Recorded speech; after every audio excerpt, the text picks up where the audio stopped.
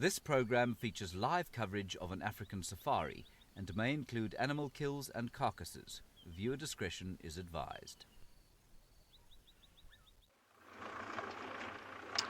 A very warm good morning to all of you watching from wherever you happen to be in the world. We are on the Sunset Safari here at WildEarth. If you happen to be Sunrise Safari here at WildEarth, if you happen to have just stumbled upon the stream, we've got Owen on camera. Hello, Owen. And we're looking for, well, anything that might be interesting to us today. Still cloudy, so not much light around. First 45 minutes of our safari dedicated to the youngsters who might be watching. So you can send through your questions on the email address kidsquestions@wildearth.tv. That's kidsquestions@wildearth.tv. We are hopefully going to find a cat today. That's always the goal. But maybe there'll be beautiful elephants. There'll certainly be lots of antelope and that sort of thing, and perhaps the odd interesting bird as we go along. It's about 17 degrees Celsius, I'm told. 17 degrees Celsius, 73 degrees Fahrenheit. I think that's, no, it can't be right either. 17 is 63. 17 and 63. 63 Fahrenheit, 17 degrees Celsius. There is an impala, our first animal of the day.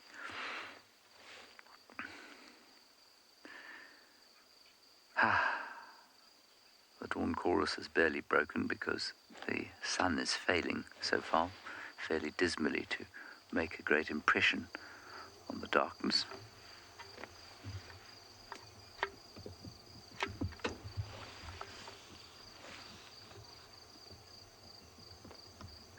All the crickets are still calling, apparently, which is nice.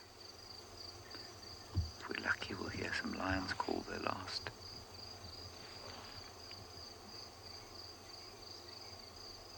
There's a hyena calling not far away.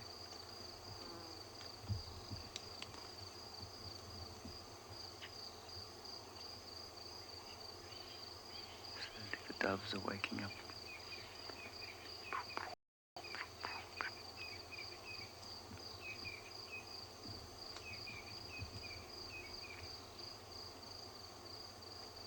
Crickets are loud, actually.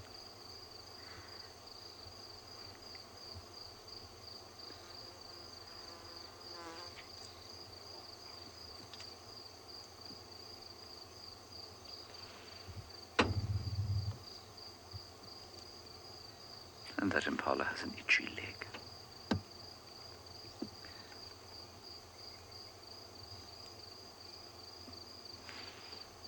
Otherwise, all is at peace here in the wilderness, which is good. We didn't hear anything in the night, actually, and very little came past our damn camera. Rosie, yes, indeed, a relief for the impala. They made it through the night. I often wonder to myself, I don't know, I'm sure research has been done on this, but the hormonal profile of impala must be interesting. That's a camp that belongs to Djuma, by the way. We're sitting outside right now. It's called Tumbeta. And the hormonal profile for the youngsters who are watching just means the kinds of hormones that are being produced. And a lot of those hormones have to do with stress. So I'd like to investigate what sort of stress hormones these impalas produce, because that would tell us then whether they're stressed all the time, so if they're actually worried about being eaten all the time, or if sometimes they're quite relaxed. I'm sure someone's probably done that research, but I haven't found it.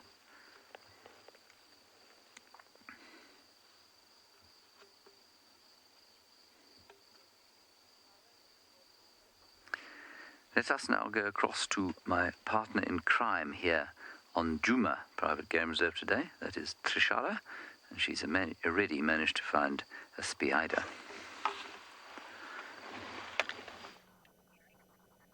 I have found a spider, and I most definitely am James' partner in crime. We get up to lots of criminal activities here, such as showing you all this lovely wildlife. Isn't that awesome? We have a banded golden orbwave spider. Very nice and very big, very beautiful, don't you think? Hello, my name is Trishala with Darby on camera this morning for your very own sunrise safari, very own live and interactive, and you get to chat to us. Isn't that wonderful? I hope that you have lots of questions for James and I, especially about this lovely spider. Now, it is quite early in the morning still, so she's probably just chilling for a little bit. She's going to be waiting for the insects to emerge as it gets a little bit warmer and brighter. And then the insects fly. We know insects have wings, or most of them have wings, and that's why spiders have webs up in trees or between trees, so that those insects that fly can fly into the web.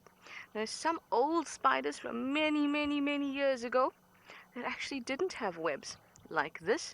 They'd have webs on the ground, and that was before insects had wings. So as insects started to evolve or change to suit their environment, and they started to fly, spiders needed to make a different plan to catch their food, and they started to build webs like this in the trees. Isn't that smart? Animals are very smart. Animals and vegetation. We call that flora for the vegetation and fauna for the animals. They're very smart. Over millions of years, they can change to suit their environment.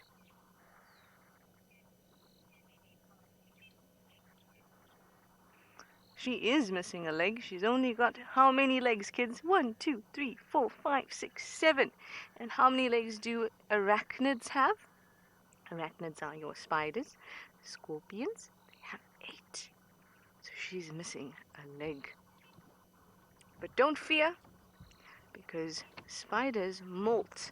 That means they get rid of their outer very hard skin, almost like a shell, and they can replace a leg. And she's not very big, this one here, so she may have a few molts left in her, and she will be able, hopefully, to regenerate that leg. Well, there she goes. Started the morning trek, and I am going to send you over to Eric at Ambion's in Gala, see what he's getting up to. Apparently, he's got a beautiful wildebeest for you. Good morning from Andion Ngala, everybody. My name is Eric, and behind camera, as always, is Marcel. This morning we decided to come and sit in these big open spaces here and just listen to see what the morning has to offer. And it was still dark, and we heard these wildebeest alarm calling, and we switched off and we were listening and using our binoculars to try and figure out what was going on. But since then, the alarm calls have stopped, so we don't know if it was something more of a false alarm, maybe like a little jackal that was moving throughout the later parts of the morning on its way to its den site. And as you can see, a lot of these wildebeest now have started to split up. They're all in one big group where they settle down for the night, and they're all starting to move and moving in one direction. So I think that they might be on their way towards a waterhole, which might take them maybe 10, 15, maybe even a bit longer, probably closer to 20 or 30 minutes for them to reach. But they'll be feeding as they go. So whatever threat they thought was around has passed, but it was always worth just to stop and listen. This is an area where the mythical pride of lions that's been around in Gala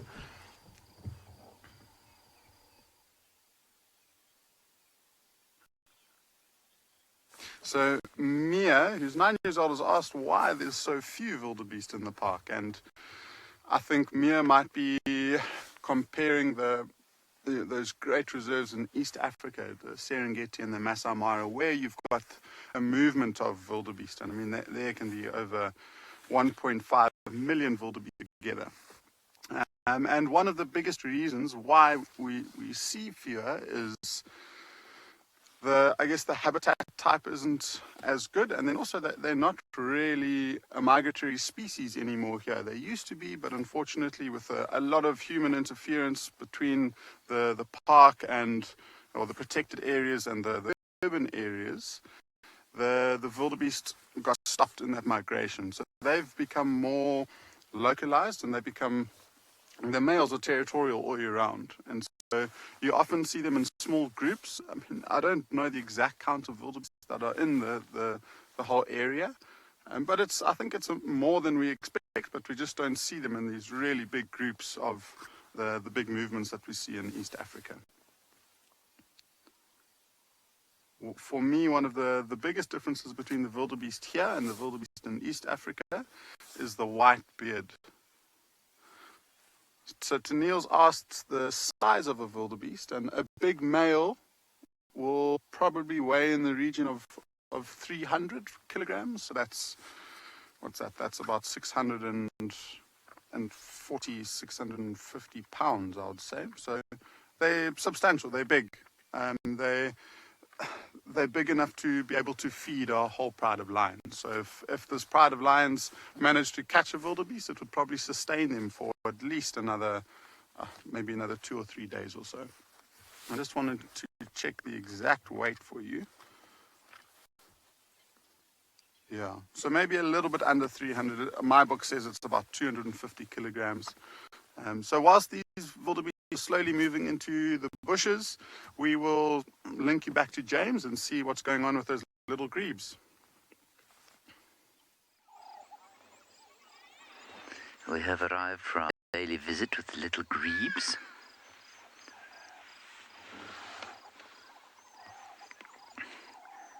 So we've got one parent feeding the other parent and some of the babies, or trying to feed the babies, and the babies, there's a little one, sticking his little head out.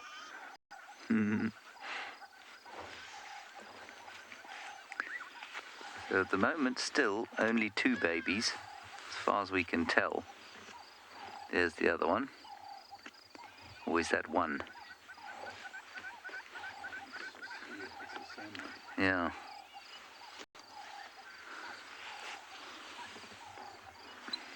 I'm hoping they're 2. Let's just sit here for a while. It's always good to just sit a while in the mornings and listen. And if you can do it while you're looking at gorgeous little grebes, then all the better.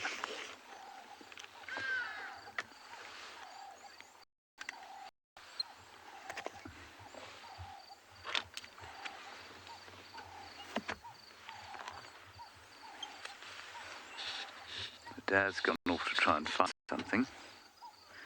He's just off to the right there, I think. I can see a lot of wave. There he is. He just popped up to the right, yeah. Yes, I know what you mean, Luke. The grebes are becoming one of my favourite features of the drive too. Especially these ones, because these guys are very confiding, whereas the ones at our other waterhole are, well, very, I suppose, reticent to be on camera.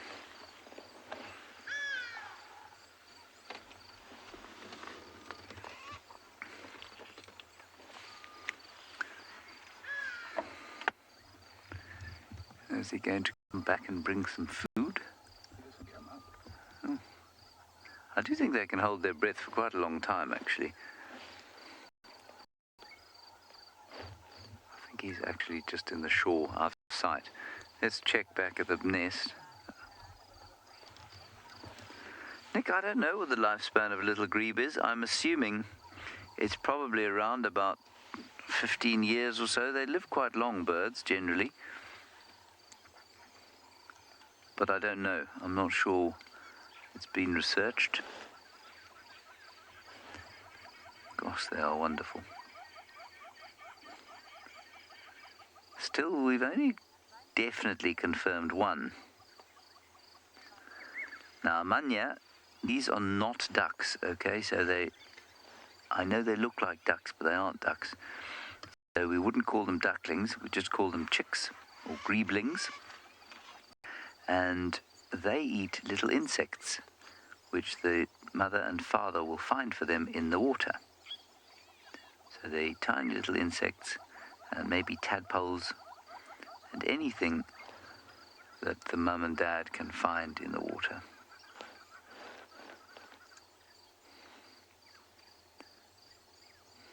You can see how puffed out she is.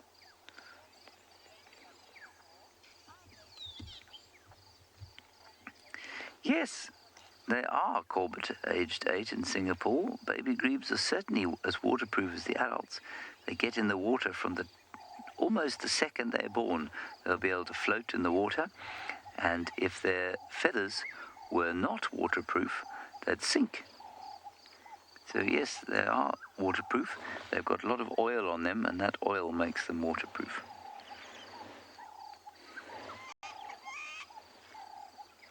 Let's just have a slightly closer look there.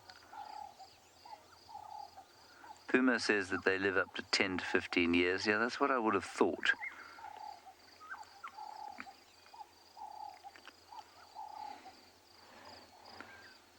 Come on, little ones. Show yourselves. We want to see how many you are.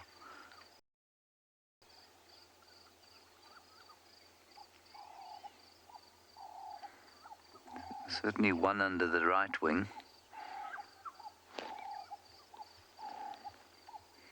wonder how comfortable it is to live under their wings.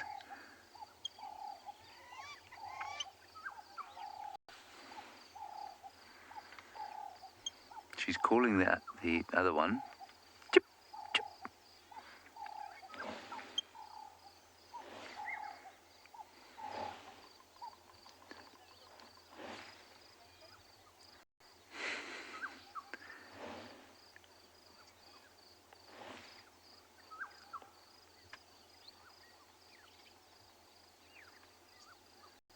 He's falling out of bed, that fellow. He's going to have to reevaluate.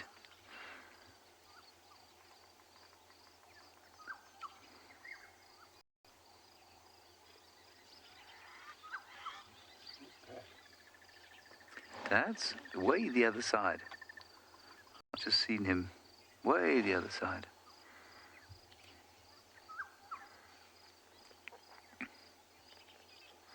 I don't know, I think that call was a little sort of comfort call maybe to the chick then and not to him.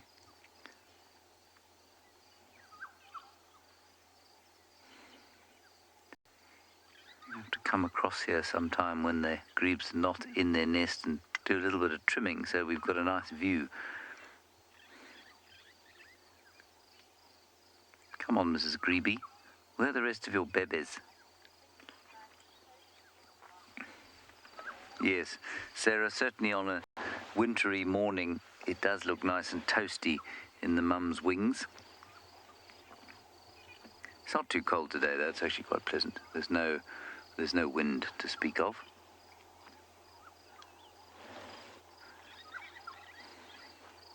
Living in your mum's armpit. Well, that is one way of looking at it, Owen. Owen reckons it's like living in your mother's armpit. I'm not sure that's what everyone was going for earlier, but yes, I suppose possible.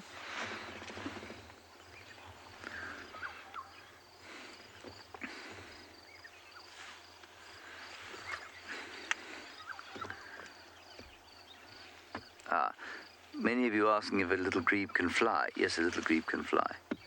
They can definitely. I don't think they're the strongest flyers in the world, but they certainly can fly.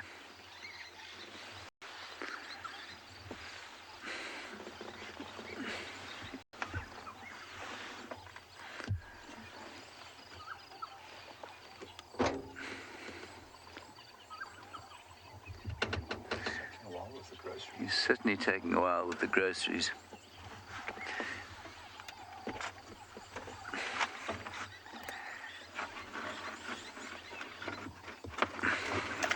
Many of you are still asking about the crested grebe. I must say at this juncture, categorically, there was no crested grebe. There was no crested grebe. No crested grebe came here. We all got overexcited about nothing. There was no crested grebe. The crested grebe was a little grebe. I checked it immediately after drive with a birding group. I looked at it properly. I zoomed in on the picture, and there is absolutely no question that what we were looking at there was not a crested grebe. Definitely a little grebe.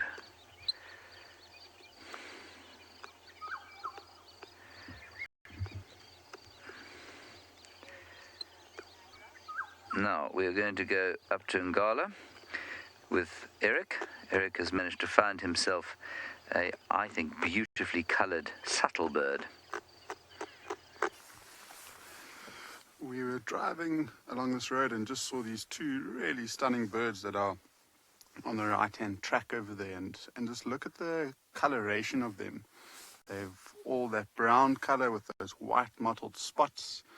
So that's just to help them camouflage themselves, and that's one of the reasons why they haven't moved away from us. And we've been lucky to see them at a distance, and we've stopped to use this wonderful camera zoom to zoom in on them. And they seem to be relaxing and moving around a little bit more. So they are double-banded sand grouse, and you'll usually only find them in a pair. And this one in the foreground and the one in the background are a little bit different. And if you look very closely around the face of the one at the back, is where you'll see the major difference. So see the black and the white markings on it, and then also have a close look at the bill and see if you can see the color of it. It should be orange, and compare that to the female, who's got very little markings like that. So that's a really nice way. And if the male turns and looks at us, we might see a couple of bands that run across its chest. I think we might be able to see it now. Maybe. No. It'll be very cool for you to see them. I think you can just see that black ring as soon as it turns a bit sideways to us. Birds are fascinating because they nest on the ground, and they often nest in areas where there's little water. And so the sand grouse will fly to water, and they do so in big flocks. And it's one of those most remarkable things. You sit at a waterhole, especially when in dried up conditions, and you time it. You see 20, as soon as the sun sets, you click the stopwatch, and pretty much 15-20 minutes after sunset, you see these double sand grouse coming to drink. And you just hear their calls first, a very beautiful high-pitched call. They come down and they drink, and if they've got chicks, what the father will actually do is wet the breast of himself and literally drench the feathers in water, and he'll fly like that all the way back to the nest, and then the chicks will be able to drink off him. And they'll literally drink by sucking on those wet feathers.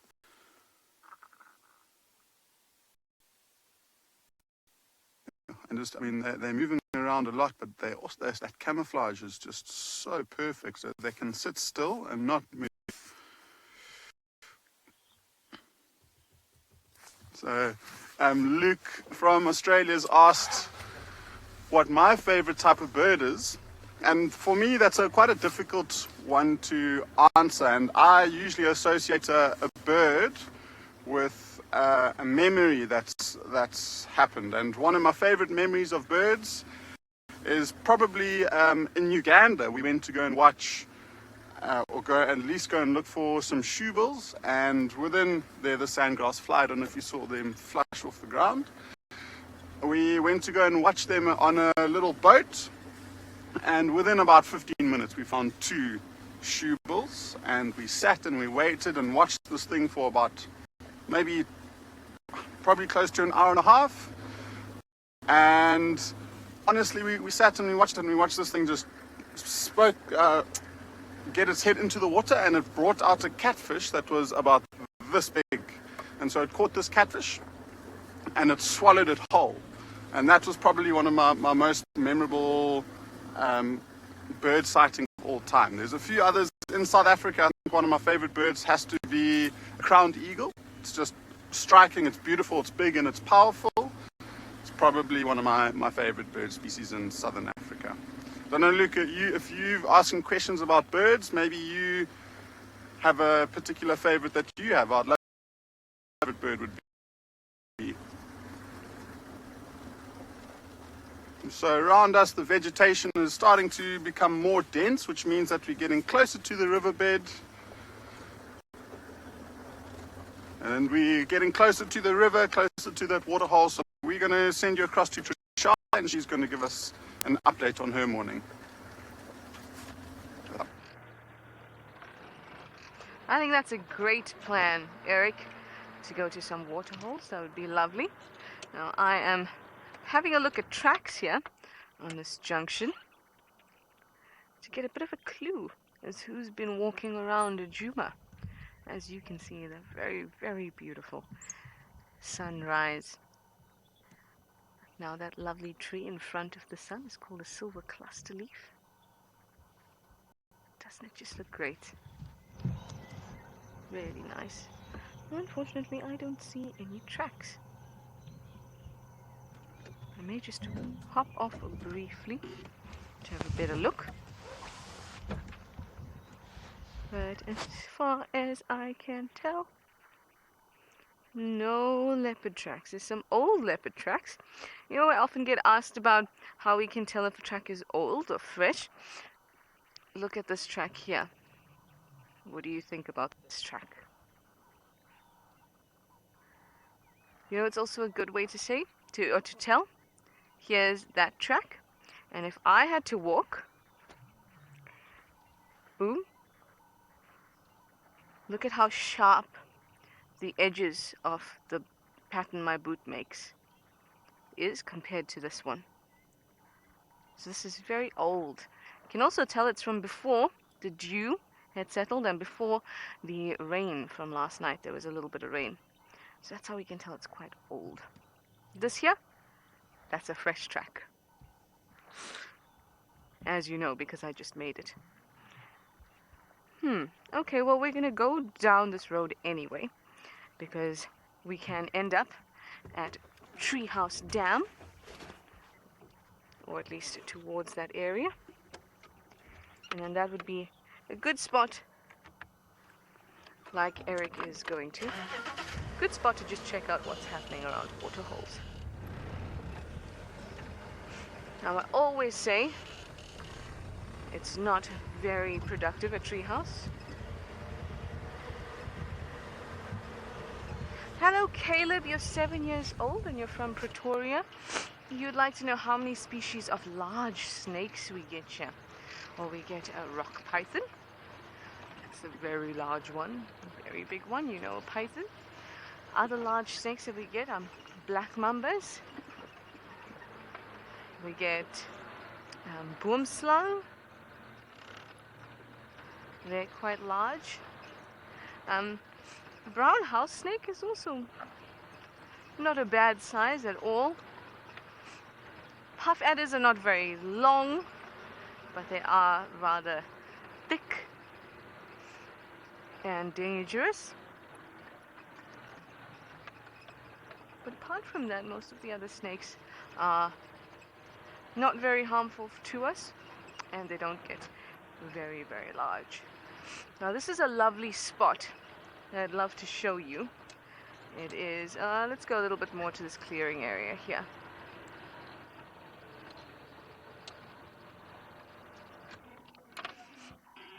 It's quite a nice high spot in Djuma, and you can see this expanse, which I think is really nice, and you can see how the morning mist is still sort of settled in between the layers of trees. Almost looks like we're in Jurassic Park sometimes from this point. I love the look of the dead trees. I think they add something very beautiful to the whole landscape. Now, it's also really cool to just sit and watch a little while and listen. That's really important, not just to the birds, but for alarm calls, for maybe animals that are using this nice cool air to make sure that their call goes longer or further, because cool air allows sound to travel further.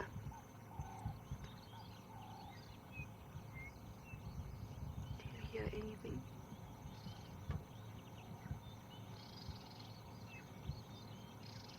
I hear lots of little birds far away.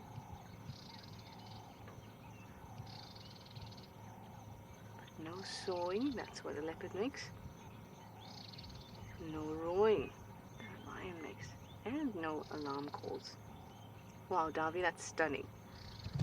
Very nice. It's a very peaceful morning out here today. Well, I am in the west, This is where this lovely clearing is. It's on a road called Zoe's Road. And apart from the lovely clearing, there's a lovely leopard that likes to walk on this road. Also, his name is Hukumuri. So I was hoping that maybe he'd walk along. Oh, that's so pretty. Lovely blush pink. When there's little particles of moisture in the air, especially in the morning, you know, the little mist causes that misty look. That also scatters light. That means that you'll see lots of different colors appearing, just like with a rainbow. With a rainbow, there's water in the air, and the sun hits the water, and it gives you all those fancy colors. Similarly, that's what's happening here. And you're getting these beautiful colors with the sun rising. I always really like autumn. Autumn and spring, my favorite seasons. I know that is 50% of the seasons that we get, but they're still my favorite. I also like summer and winter. What can I say? I like them all. Okay, off we go again. We're going to keep on driving. James is also out driving. Let's see where he's going to.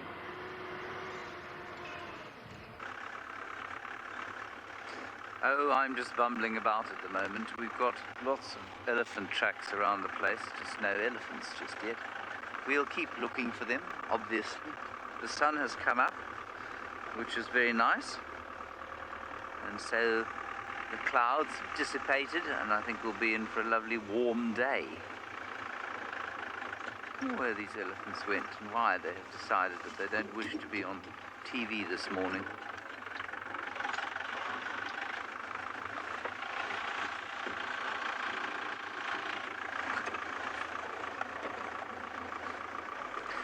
Insa and Uwa wondering where elephants are originally from. So what you're asking me is where they evolved, are you? I think. As far as I can remember, and I had a lovely book, I've got a lovely book that explains all this, but it's in Johannesburg where I can't get at it. The proboscidae, in other words the elephants, evolved in Africa and then spread to Asia.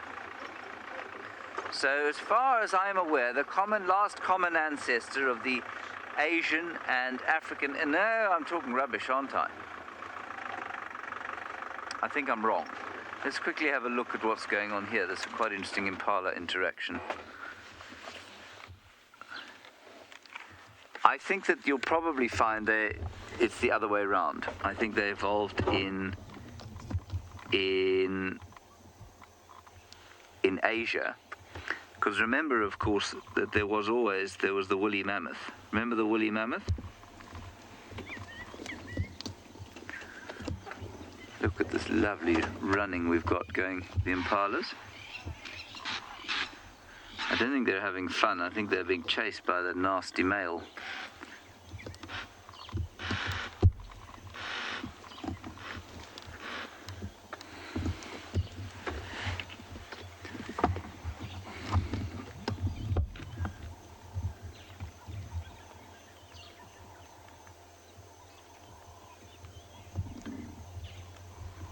That was fun to watch. And there they are, all sitting on their termite mound.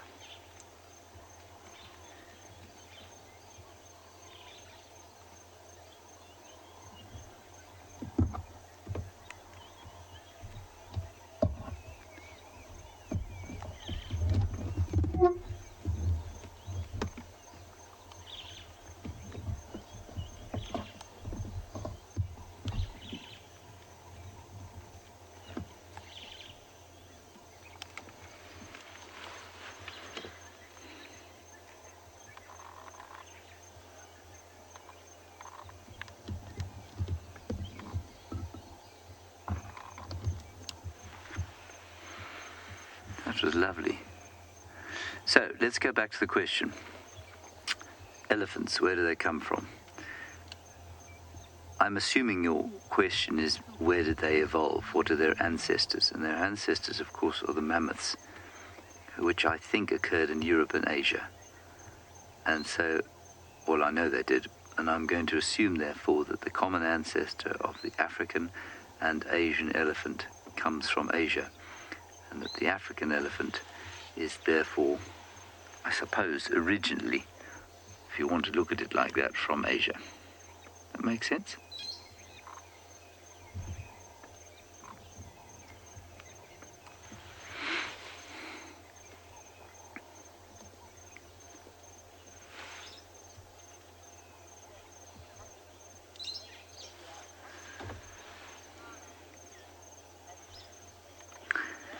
Advik, the difference between an impala and a deer is that an impala is known as an antelope.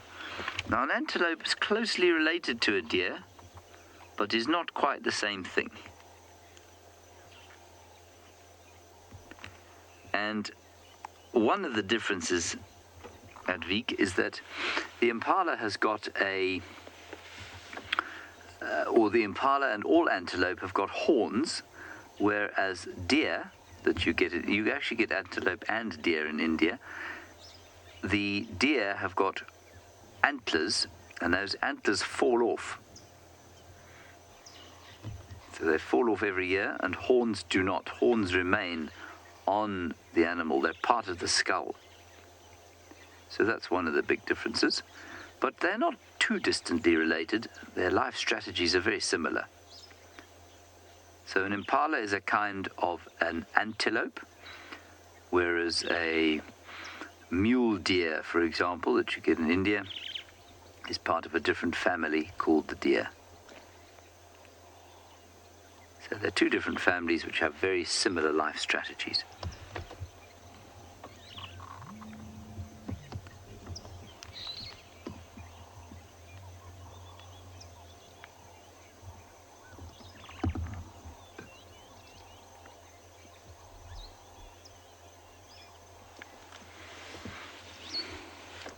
That was pretty. So lovely to watch them run because they are so graceful. All right, let's go across to Eric. He's got it at a waterhole, and apparently he's got some hippopotami, and they will hopefully be confiding and interesting.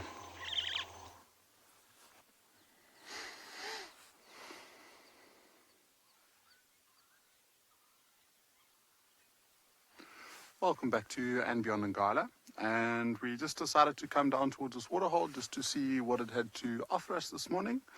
And so far, in terms of land mammals, not too much, but as you can see in the shot there, we've got 3 hippos. And one of the things that I've noticed about this morning is that there is not a breath of wind. If you look at the water, you can just see how still it is, which is creating this perfect reflection. You can see into the detail of the trees on the background there. It's nice to see these hippos. They've obviously just come back into the water. They probably arrived here early on in the morning, and this is pretty much where they'll be for the rest of the day. It's nice to see them quite close to a place where we can view them. In this waterhole, they're often very, very far away, so we don't get to see them very close up. Looks like one is resting its head on the other one as it's breathing. And then in the foreground there's 4 birds. I'm sure most people will recognize them as Egyptian geese. They're quite easy to identify. Let's see what other life we have around here. So there are the geese, the hippos in the background over there. Can you see any other birds there, Marcel? I'm looking at the screen and using my binos at the same time.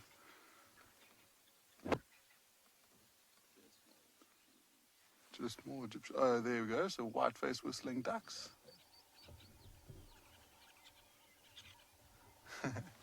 Oriana's asked why hippos' mouths are so big, and that's actually a very cool question, especially considering its diet. I mean, they pretty much only eat grass, and why would they need such a big mouth? I guess for the males, so within this waterhole, there'll be a male, and this is his territory. And he needs to defend his territory. And the way that the males try and defend their territory is by displaying to other males and showing off how big they are. And one of the ways that they do that is by opening up their mouths to show their possible challenges, how big and sharp their teeth are and how wide their mouths are.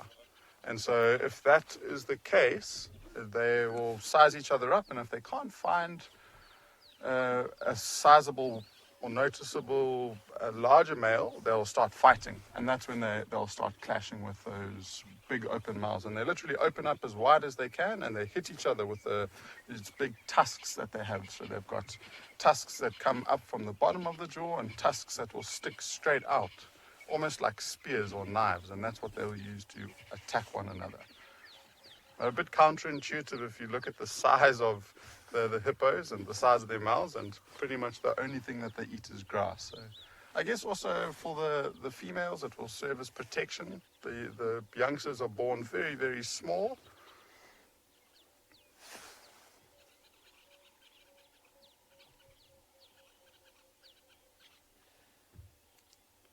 Olivia and Natasha, all the way from London, are asking how much of the day do hippos stay in the water. And Olivia and Natasha, they'll stay in the water the whole day. And if you've been watching, I'm sure you might have heard the differences between nocturnal animals that are active during the nighttime and diurnal animals that are active during the day. So hippos are nocturnal, so they come out of the water at night and they feed around this area, feeding on grass, and they come back in the daytime to protect themselves from the sun, and also to protect themselves, I guess, from predators that might be around.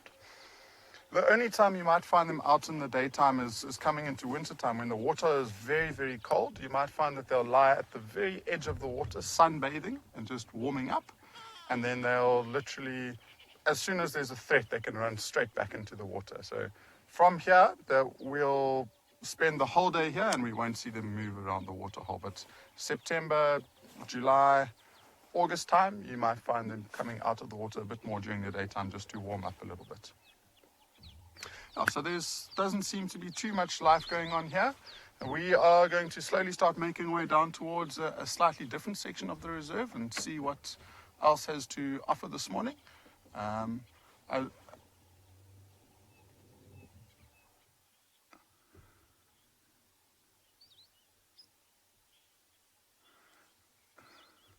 The Allen twins are asking the difference between male and female hippos, and it's a bit tricky to see now. Maybe if I drive forward and get a closer view of them, but basically we're looking for the size of the mouth, and that's pretty much the biggest and the best way to tell the difference between them, because literally it will just sometimes be the mouth or the top of the head, so you've got the nose, the eyes and the ears sticking out.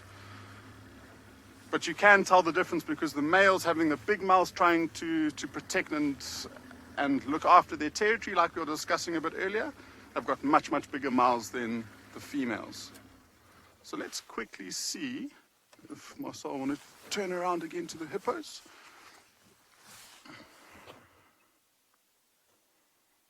Oh, there's a tiny, tiny, tiny little baby hippo. I literally just saw it pick up its head.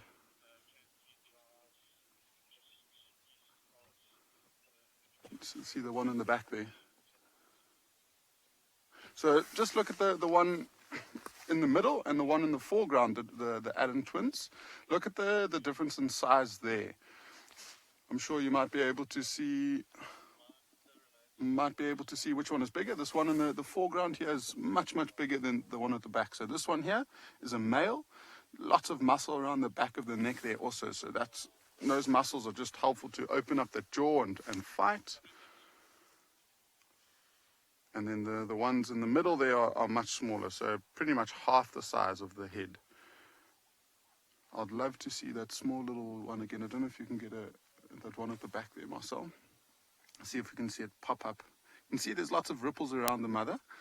And so this youngster is so small that it actually isn't able to stand or to float on the water. So it's literally taking a breath and then sinking down to the bottom, holding its breath, and then when it needs it will jump back up and take a breath and sink back down.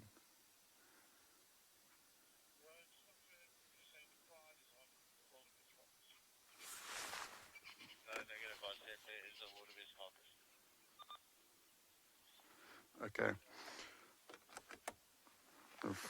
the first 45 minutes of the show was dedicated to the kids. We now invite any viewer to send in their questions. I'm sure the email address will pop up, and you can send all of your questions into the email address you'll see on the screen shortly.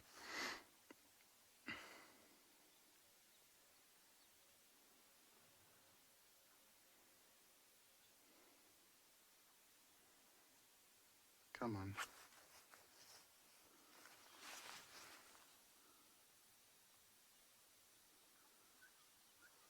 So we'll see if we can get another view of this small little one. Look how, as soon as that one started to show interest, that female looked like she was starting to be a little bit more protective. And so she'll keep the youngster isolated just so it gets used to swimming and being around other hippos, and then slowly but surely start introducing the youngster into the rest of the pod.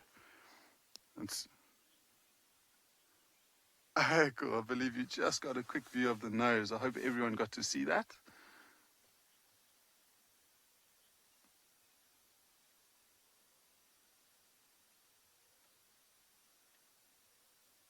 One is holding its breath, and I'm sure it's got its head down. It's probably just nudging and playing around with the calf now that it's down at the bottom.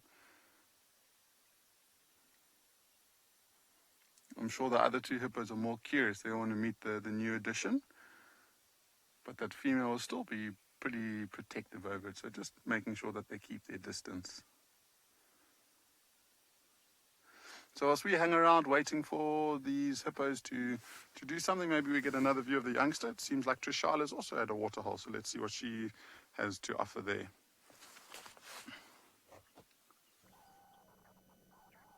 Oh, I really hope that hippo decides to take his stick out again. He's really good at playing with his stick. In fact, here at Treehouse Dam, where I am, the hyenas used to play with sticks here.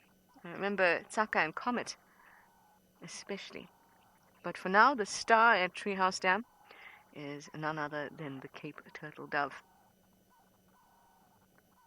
Sometimes ignored, but such a prominent bird in South Africa in general, all over the place.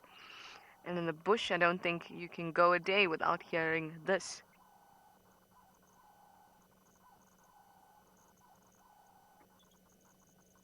That is the sound of the Cape Turtledove in the distance.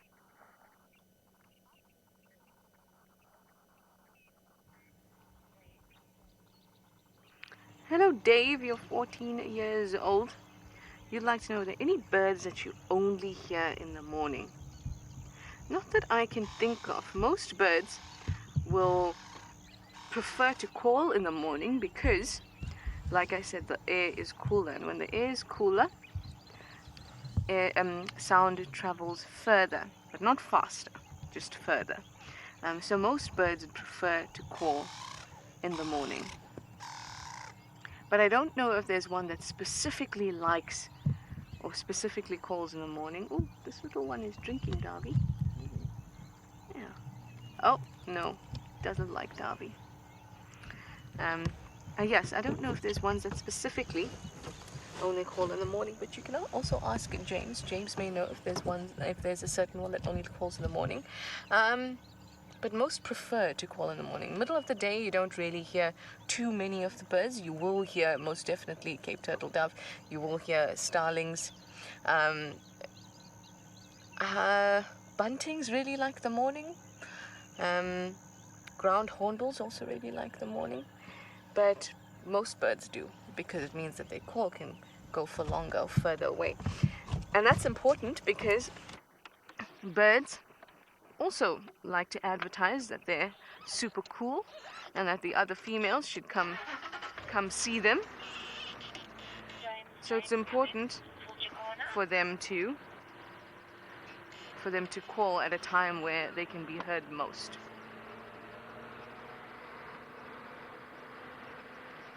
There doesn't seem to be too much else happening at this dam. Thought I saw a terrapin. Let's just watch and see if it comes up again.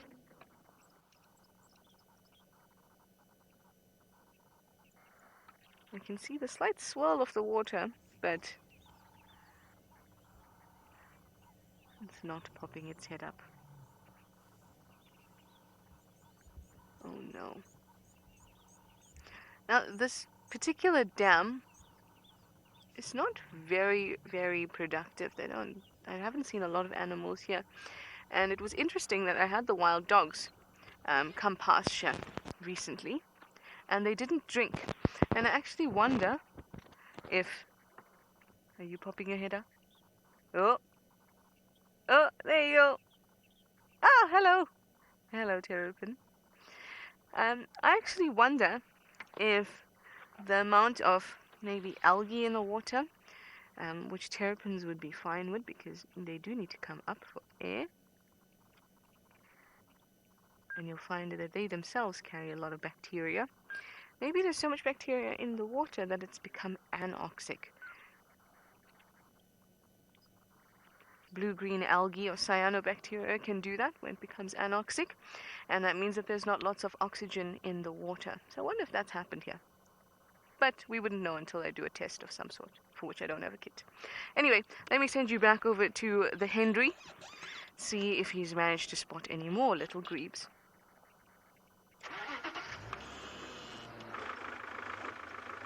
No, not managed to spot much, I'm afraid.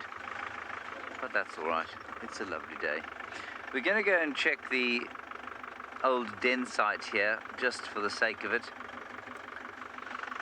There was a vague report that maybe someone had seen something going towards here. It's extremely vague. Anyway, we're right here, so we're going to have a look. Birds that call only in the morning. That's a very good question. And I quite like the suggestion of ground hornbills. I thought that was a good one. Nice one. Grey-headed sparrow call almost only in the morning. You will hear them sometimes in the day and sometimes in the evenings. A lot of birds, of course, are crepuscular callers, so they'll call morning and evening. But ground hornbills is a really good one. I think that I'm not sure how often I've heard them calling in the evening. I definitely have, but probably far less frequently than in the morning. So let's go with grey-headed sparrows, ground hornbills. The francolins definitely call morning and evening. The robins the same. Thrushes the same. A lot of birds middle of the day, bee-eaters, weavers, that sort of thing.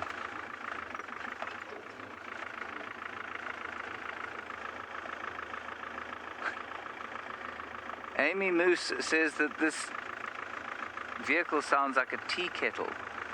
This vehicle sounds like I imagine, sounds and smells like I imagine the bowels of hell sound and smell. It is extremely noisy and extremely smelly.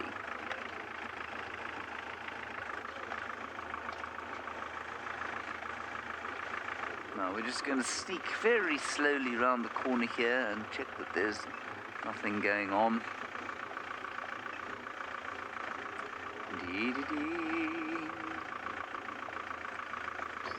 Unfortunately, it also has the turning circle of an ox wagon, and so we must do a three-point turn just to turn a corner.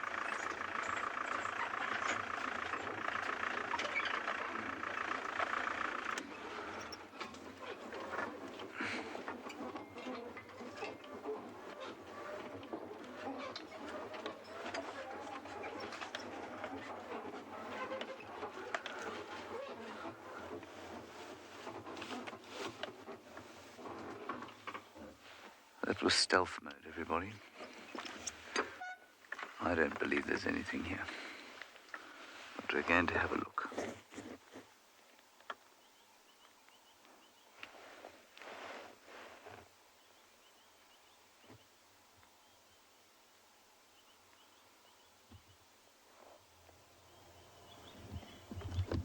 I think someone fed us a porcupine. Not a porcupine, but I think they saw something else going in, and not a leopard cub.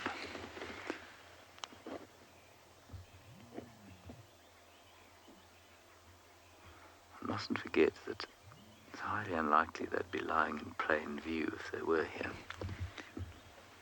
so one must scan around the bushes. When did we find them? About 2.5 weeks ago. So in those 2 weeks they would have become a lot more mobile. Definitely be tree climbing by now. Could be staring at us from a branch not far away.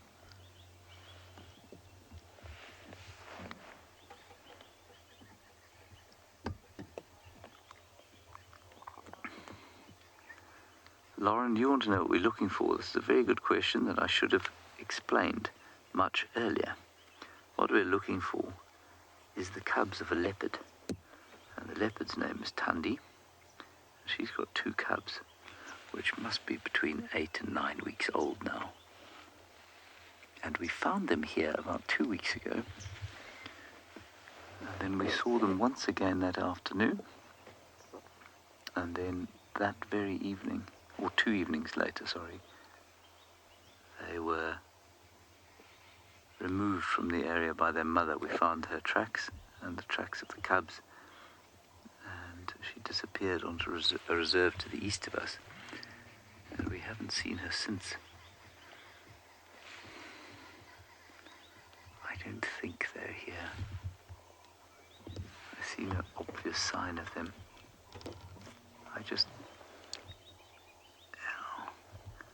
I said to you, I'm just going to check the den, which must have been deeply confusing to some of you who are perhaps new viewers. I apologize for that. Also, we check the hyena den all the time.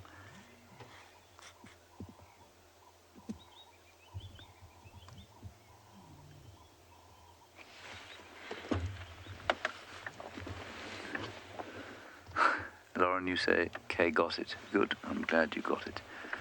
I'm sorry I didn't explain it more clearly when we arrived.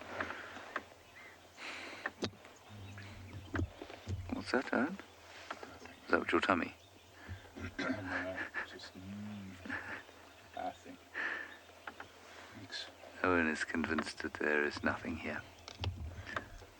I am struggling to find any evidence to counter his conviction.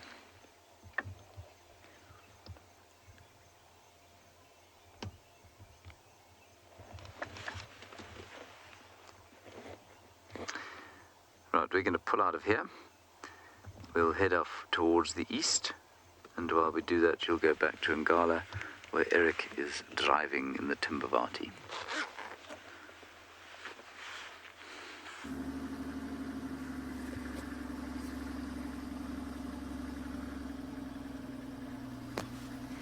All right, welcome back to Ngala. And as you can see, we are in the beautiful big Timbavati riverbed, and one of my favorite places to drive around in the whole reserve. And we're actually just passing by a waterhole, which is the last remaining surface water in this area, in the river, that we know of at least. And just looking for any sign of life. We actually heard from another ranger who was out and about this morning that he has just found a Wildebeest carcass with no sign of bigger predators. Ooh, that's just a log. I thought it might have been the bum of an elephant. So we're actually going to make our way down towards that area, which will take us about 15 minutes or so to get there, and just see what's gone on there. It will be interesting to put the puzzle pieces together and figure out what is happening. It's starting to warm up a lot, so the vultures can potentially see it. We might get lots of vulture activity, and that might attract other animals like jackals and hyenas. And if there's any larger predators around in that area, they'll be sure to go and investigate to see if there's any free food. So that's our plan for the next 10 or 15 minutes or so. In the meantime, like I said, we thought we might just try the riverbed and look for any sign of leopard that might be around here. With all of these big tall trees, it's a beautiful spot for a leopard to climb up and get the little bit of morning light.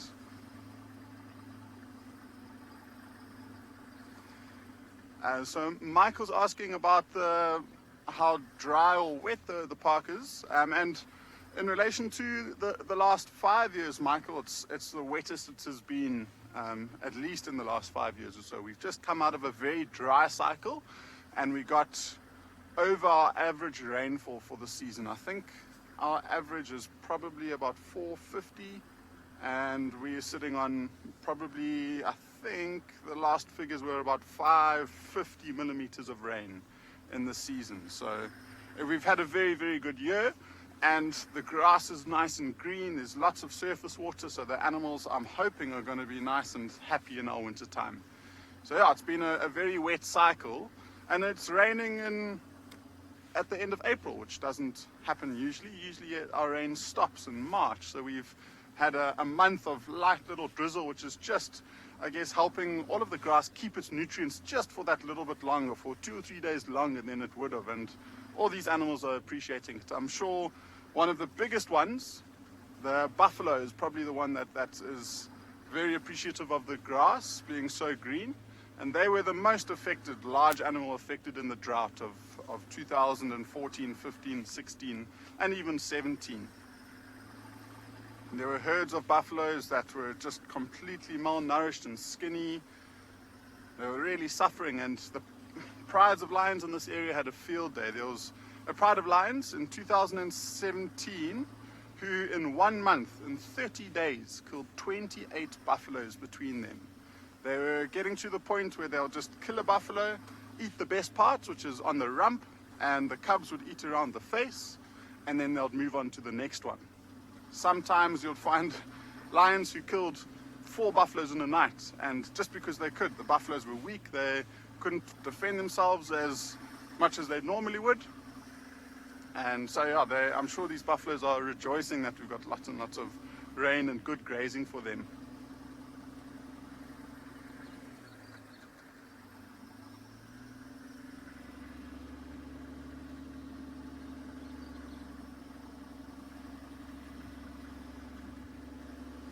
There's some impala that are coming back down towards the river. Now, so we're just about to come back out of the river into a road that will take us straight towards that Wildebeest Carcass. So we're going to send you back to Trishala in the meantime, and she's got a giraffe.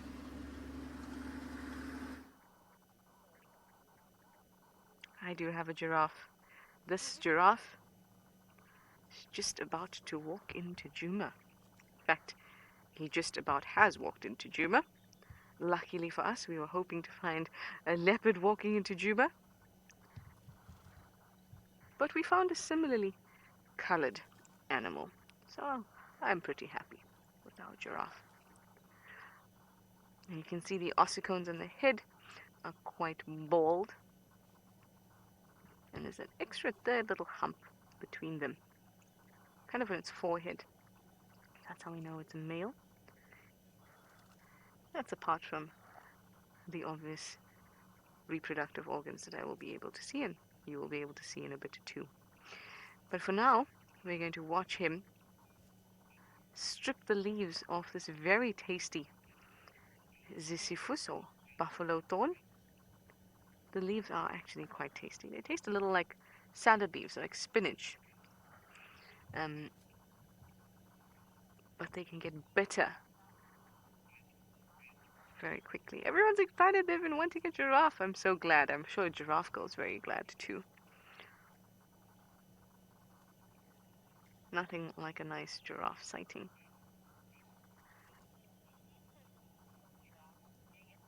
Megan, you say giraffes seem so peaceful. They really do, Megan. They don't seem to have a problem with anything. I've occasionally seen a giraffe run. That's quite a spectacle. And the sound they make as they move is quite something too. So if you know a buffalo thorn tree, you'll know that it's got one hooked thorn, so the thorns occur in pairs on opposite sides of the actual branch. And one is hooked and one is straight. So if the straight one doesn't get you, the hooked one does. And I've been hooked by one of them like a fish, where I had 2 punctures, one where the hook went in and came out separately. It was very nasty. I've been attacked by some of these, or rather I've put myself in a position to be attacked by one of these trees very often. And it amazes me that giraffes with such ease eat from there. This is very interesting. Do you see how he ate from one side and now he's turned and moved to the other side of the tree? That's because as he eats, trees have defense mechanisms. They'll start to release volatile compounds. Those are compounds that easily evaporate into the air and let the trees around them and its actual own leaves know that there's a herbivore and it's under attack, which basically is what's happening. So the giraffe will move to a different portion of the tree where extra tannins and other volatile compounds have not been released yet. Because as that starts to happen, as he starts to eat at one particular spot, more tannins get released and the leaves get quite bitter. Then he'll move around to another spot and start eating there where it's still fresh and lovely, juicy. And then he'll move again around once tannins become released there. But during this whole time, those volatile compounds in the leaves, terpenes, are being released and the trees around it are already aware that there's a herbivore around. Release your tannins and other weapons.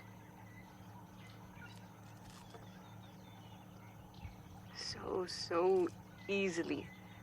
It learns and it combats those thorns. Steve, you'd like to know what species of giraffe this is. This is a Giraffa camelopardus or pardalis. It is a savanna giraffe, southern African. They have, yes, I was going to say South African, but it's southern African. He is beautiful, isn't he, Steve? He looks like he's put some gel on his mane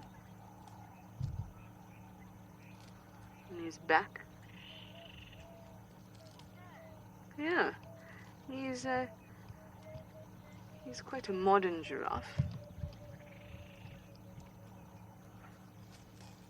He's got some stylings done. Probably went to the same place that Ribbon went to yesterday.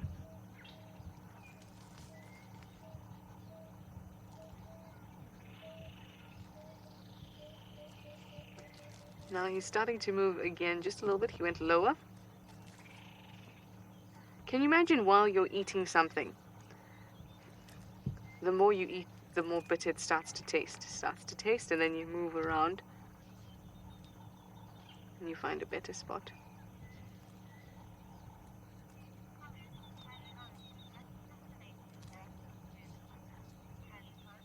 Tally-ho, you say it's fascinating that they keep moving like that?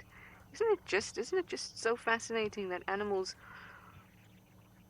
over time just learn so many things? Things become so natural to them. And they change to accommodate these environmental changes. For the benefit of their survival, it always has amazed me. There's a weaver's nest on one side that's just having the ride of its life, just opposite the giraffe. Did I tell you I once saw an elephant? That one's just getting a slight ride. There's one a little more to the left that's just being flung around there in the, in the middle there. There we go. I once saw an elephant pluck one of these and eat it. Look at that thing, it's being thrown around. Evacuate, evacuate. Oh, perhaps it's more like a roller coaster and they're used to it. Whoa! I just imagine wings inside, splayed, holding on to the corners.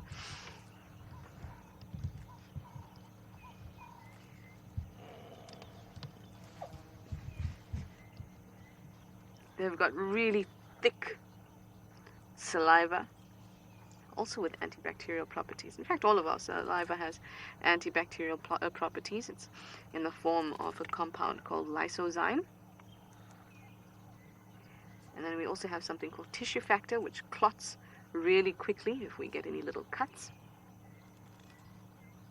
and so does this guy. But his is a lot more intense. And the thick bits of this, or the thickness of the saliva, allows him to swallow. Ah, Owen, this is exactly why this is what I'm getting to. Why do the thorns not hurt the giraffe? Firstly, giraffes are very careful. Look at the lips. You can see they're very maneuverable. I can't help but explain this and do this with my lips too. They're very maneuverable and they can be very precise, almost like the finger-like protrusions at the end of a trunk of an elephant. So they can be very precise. Besides that, the long tongue is very strong. It's quite dark, and that has to do with the fact that it's got a lot of melanin in it. That's the dark pigment that we see in mammals. Melanin can also strengthen anything from skin to feathers to a tongue. And that means that he's got a nice, tough, leathery tongue. Now, apart from that, the saliva I was telling you about is so thick that it can actually coat any thorns that do get down its throat. It can coat it so well that it will not hurt it. Even if it does, those other factors will help to heal. Anyway, thank you very much, Mr. Giraffe. We're going to send you now over to Eric at Ambion's Impala because he has found something very special where he's been searching.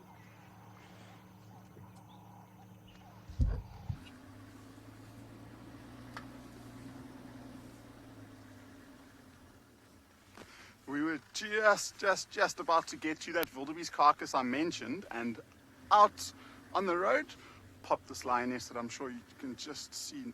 There she is, which is absolutely incredible. And we were watching her for a few minutes, and she literally just started trying to hunt a Swainson spur fowl, which was a bit odd. I mean, she's just managed to kill a wildebeest, or she's trotting a lot.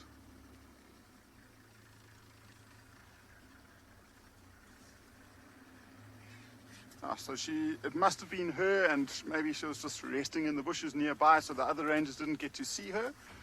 But she's looking really nice and full. Moving away from the carcass now, which might seem a little bit strange, but this is the lioness who we suspect has got cubs somewhere in the riverbed. So she could, after a really nice big meal, she could be heading in that direction. Maybe go and check up on the cubs, make sure they're all right, and maybe give them something to suckle. So she's moved into quite a dense area. Luckily, it does open up a lot on the other side. And so we might just loop around and try and see her. I'm so excited we got to find her. My dad was starting to lose faith in me. He was asking if I was ever going to be able to find some lions. So I'm just going to try and get around the edge of these thickets and get to a nicer, more open clearing and see if that lioness isn't going to come right out into the middle there.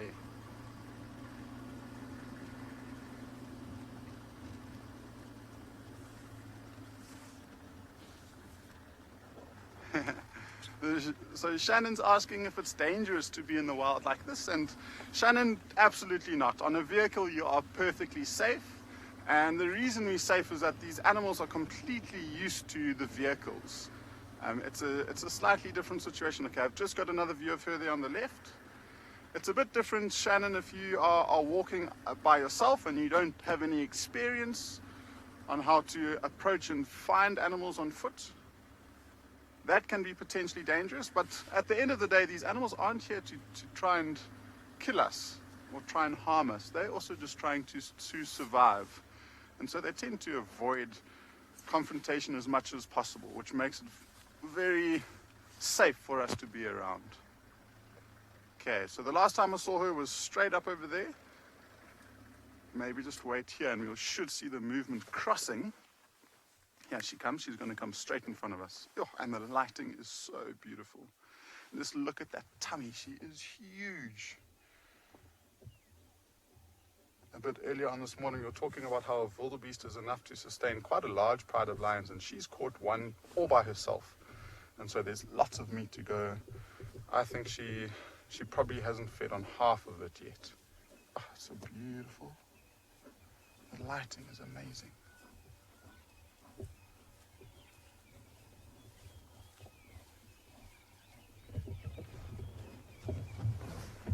So a bit strange to see a lioness like this by herself, and a few viewers are asking if she's just a lone lioness or if she's part of a pride. And the reason why she is by herself is because we suspect that she's denning and she's got cubs. So she's moved away from her maternal pride, and this is the first time that she's denned. So she's keeping the cubs nice and safe.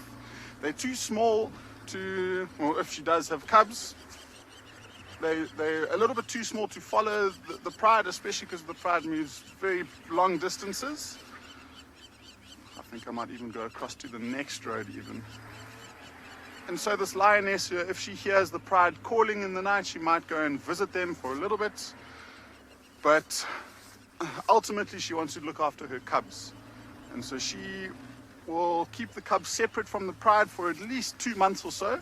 And once the cubs start to get a little bit bigger and a bit more confident when they start moving around, then she'll slowly but surely start introducing them to the rest of the pride. And the reason she wants to do it slowly is there's often older cubs within the pride, and these cubs, although they might not mean it, will be quite malicious, or not malicious. They're not malicious at all, actually. They're more curious. And so they'll probably play around, and they might be a little bit too rough for a very small cub. It might cause some serious injury towards the cubs. And so she'll almost like introduce them for a day, then take them away, then come back, until eventually the cubs get more and more comfortable with being around more lions.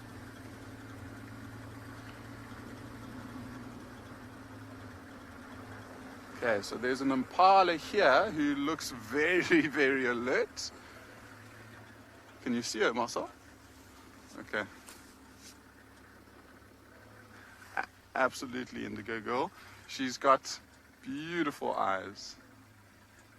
She's a very, very beautiful lioness. She's got fantastic genetics. Her mothers are ginormous, and she's almost as big. There we go, quick little view of her. And it's amazing, these impalas are locked onto that lioness, but they haven't alarm called at all. So they're watching her behavior, noticing that she's walking quite quickly, and probably hoping that they will go by unnoticed. Oh, there we go. They both alarm called at exactly the same time. So they must have seen a slight behavioral change in her, and maybe it was her walking straight towards them that freaked them out. Okay, she's going to come out on the left-hand side of the bush there. There we go. Oh.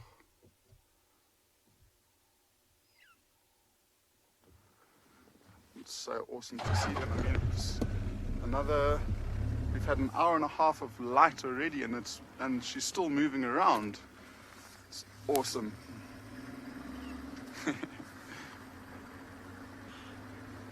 Okay, so again, I'm just going to try and get in front of her a little bit and just watch her walking towards us. So another nice open gap over here. I know the sun isn't perfect. How's that, Marcel? Good? Oh. Sniffing around that termite mound there. I wonder if something might have marked. Oh.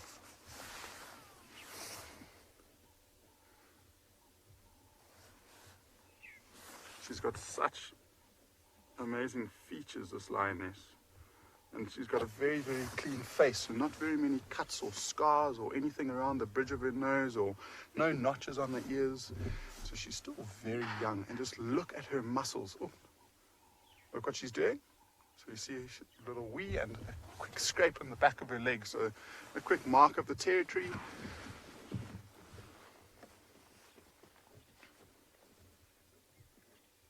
One thing I love watching with lions when they're walking is how their shoulder blades move, how they move up and down like that. It's even more exaggerated when they're in a typical stalking position. Those shoulder blades move up and down a lot. Just look at the size of her paws. I mean, she is really, really big.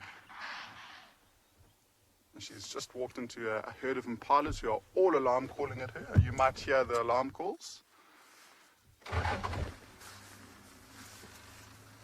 So Chris is asking if she is the sister of the the male within the pride that we find here? And yes, she is. So she comes from exactly the same mother, the same father. They've spent the last 4 years with each other. And that male is surprisingly still with the pride, which, oh, there you go, another mark of the territory, lifting up the tail. So she was aiming at that bush, but completely missed it, all fell on the ground. And one of the reasons why she chose that bush in particular is it's a bush called a magic guarri.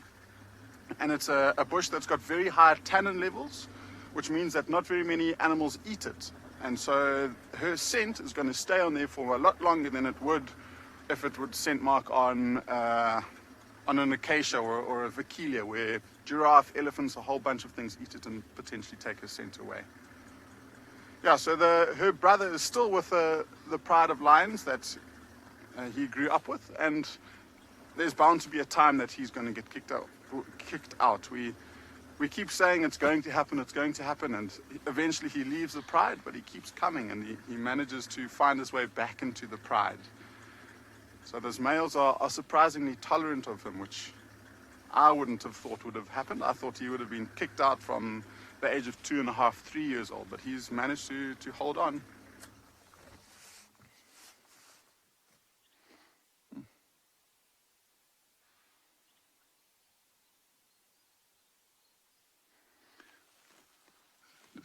And have a look at her paws. I mean, you'll see the front paws are much bigger than the back. Yeah, so that's something that we're trying to work out. Peter is, she's potentially got the gene. I mean, her mother gave birth to a white cub. She's mated with one of the males that carries the white gene. And so if the gene has passed from her mother down to her, then there's a 25% chance of one of her cubs turning white.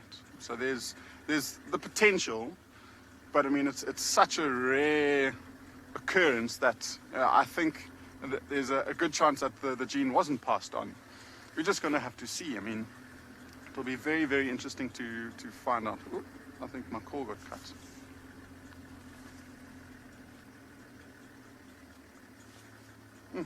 I love how that tail is just swishing from side to side, side to side.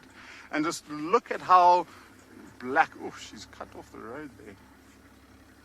Oh, okay. He's still with us.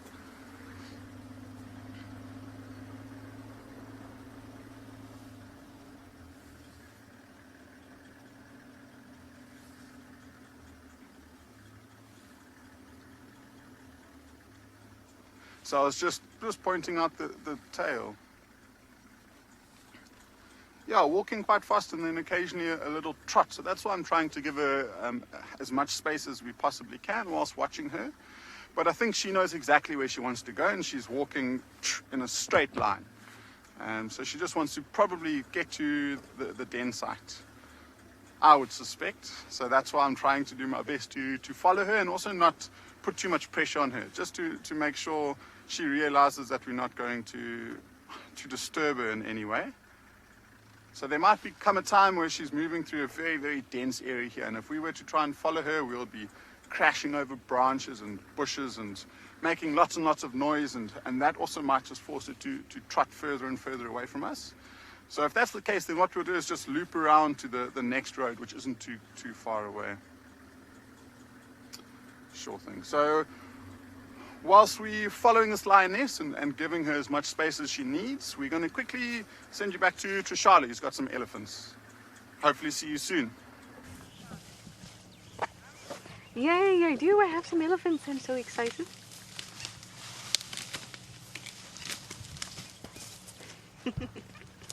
Look at these two little ones. My trunk needs a rest. I wonder if these two are the twins, because they were following the same cow. Oh, I need a rest. Somebody help me.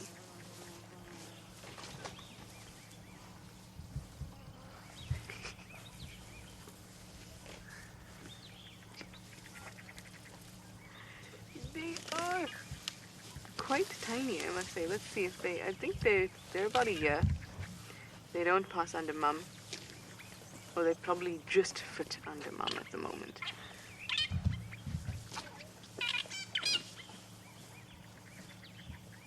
but they are quite little. You can see that their skin isn't even quite as wrinkly yet as everybody else's.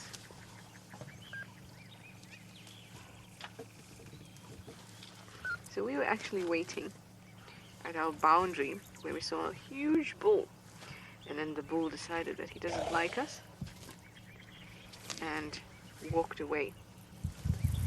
And then we saw these guys come out behind us, so maybe the bull will follow them.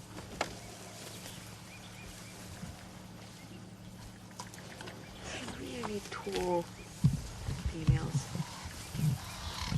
Oh, look at that. Yes, you guys used to use? Ah, Indigo Girl, you say if these are the twins and they're part of, then I should look for Short Trunk because it was Short Trunk's herd. I will do that. I haven't seen her yet.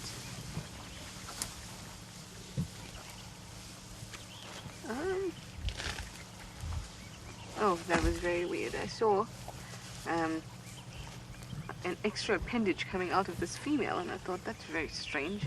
One that was further back, and I realized she had a little one behind her with the trunk doing that. Hello guys, what a lovely relaxed herd. Okay, so far I don't see Short Trunk.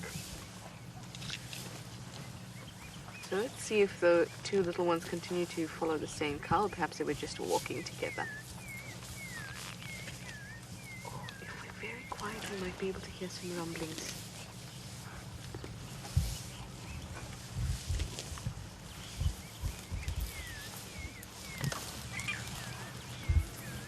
Not those rumblings, that is the rumbling of another vehicle.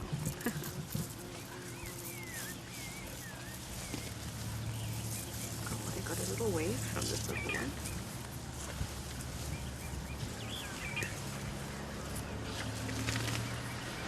Hello. Oh, I felt very honored there because I was right here and she decided to actually shake her head. Oh. Whoa. That's power. That is power. She didn't even need it, she just walked through it. It was in her way.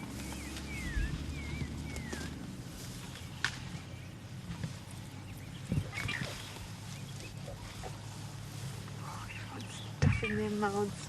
How awesome. I love to see them like this. It's like they just have a feast. Plenty of food all around. Everyone's happy.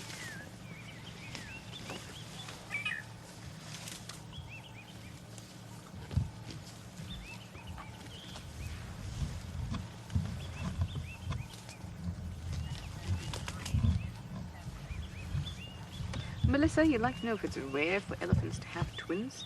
It certainly is. Not impossible, as we've actually seen, as there's many accounts of it as well. But it is rare. Also remember, an elephant is pregnant for 22 months. Carrying two calves in that body for 22 months is a huge strain on the body of an elephant. Huge strain. There's a reason why we can only keep a baby within us for a limited period of time, and that's because, without sounding horrible to any babies out there, it is pretty much a parasite-host relationship in the nicest way possible. In the nicest way possible. In that the baby feeds off mum, and she can only take it for a certain amount of time. Now, for each animal, it's a different amount of time that she can take it for. And I just want to move down there because there seems to be a bit of water, and I see some splashing. Well, not a lot of splashing, just a little bit. Let's just move like this. Everyone's very, very calm, so that's nice. Just around there, Davi, where the little one's gonna go now. Yes, so there's only so long that an animal can be in the body taking nutrients from the host. And there's so many things that affect that. The type of placenta that you have. There's different types of placenta that you can have. Our placenta, for example, is the most invasive type. It has direct blood supply, in contact with direct blood supply of the mother and the fetus, so the fetus can literally pull from the mother's blood. And all that kind of thing is a huge strain on an animal's body. So having twins, and that is twins that are at least 100 kgs each or so, possibly a little less because there'll be two of them inside mum. The amount of food that she'll have to eat to sustain that is just going to be exorbitant. So it is quite rare.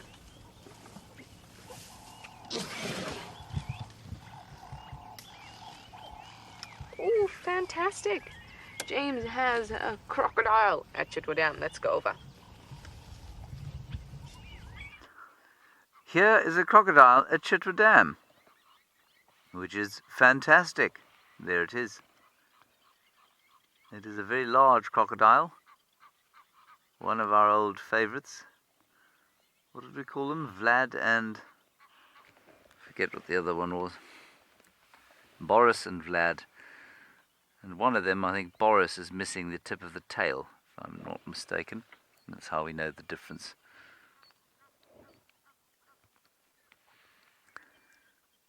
Ugh.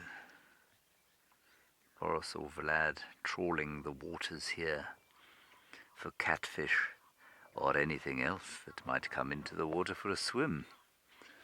Whereupon Boris or Vlad shall submerge and then attack.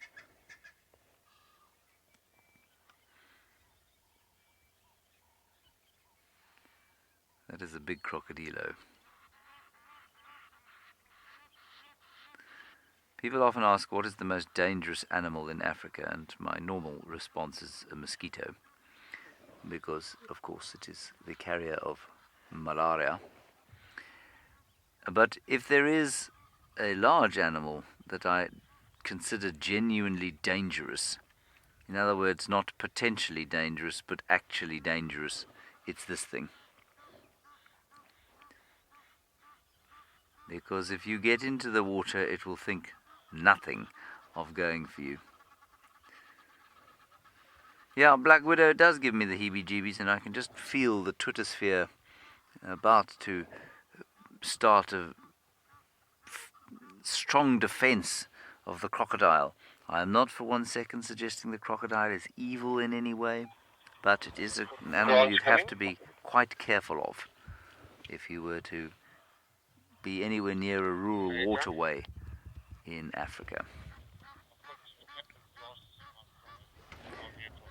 And then we have got some hippopotami. Naturally, the inevitable squawking Egyptian goose.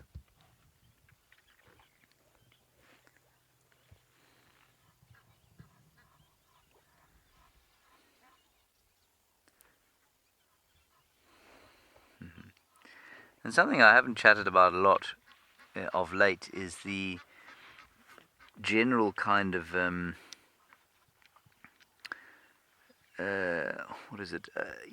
fact that crocodiles and hippos occur throughout rural Africa and definitely outside of protected areas is an interesting one. Wherever there is water, there is potentially a crocodile or a hippopotamus. And I've told some of you this before, but in rural areas, obviously in South Africa, people don't have swimming lessons or anything like that, so there's no formal swimming. But along the coastlines where you have rural populations, everybody swims. So the Xhosas down where my parents live, they all swim in the river. Highly competent swimmers, never had swimming lessons in their lives before. But you'll find inland rural areas, people don't swim and struggle to swim as adults because they haven't learned as kids. And they haven't learned as kids because you stay away from the water in rural Africa. You don't go near inland water sources to swim or kind of use them recreationally, because the chances of being snaffled by a crocodile or possibly even a hippo very high. And I always thought that's quite interesting. And I remember when I first saw the Xhosa guys leaping into the river down in Kenton and thinking to myself, I wish I could swim like that. And then later on I had cause to think about why it is that inland rural people in South Africa don't swim, and that must be why. I'm convinced of it.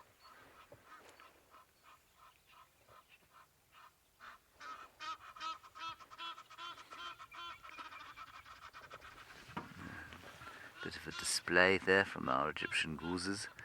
You know, I think the Egyptian goose is a little bit like the impala of the sky. They are enormously entertaining, actually, if you take the time to watch them. But we just kind of drive past them because there's so many of them.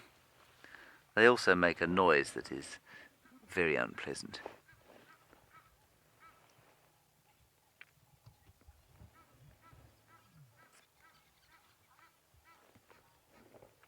Yes, Benji, that's a good question. All the way from Australia. Absolutely, hippos are stronger than lions. They're much, much bigger, you know.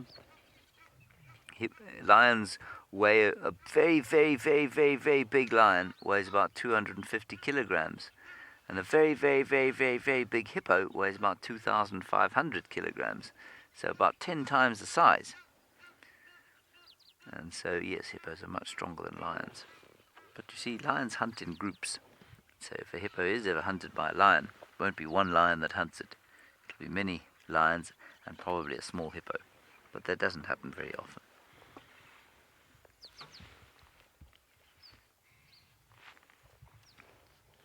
Let's go back to Eric and his lioness now. We are going to continue, I think, probably off towards the west of Chitra and then back on to Djuma.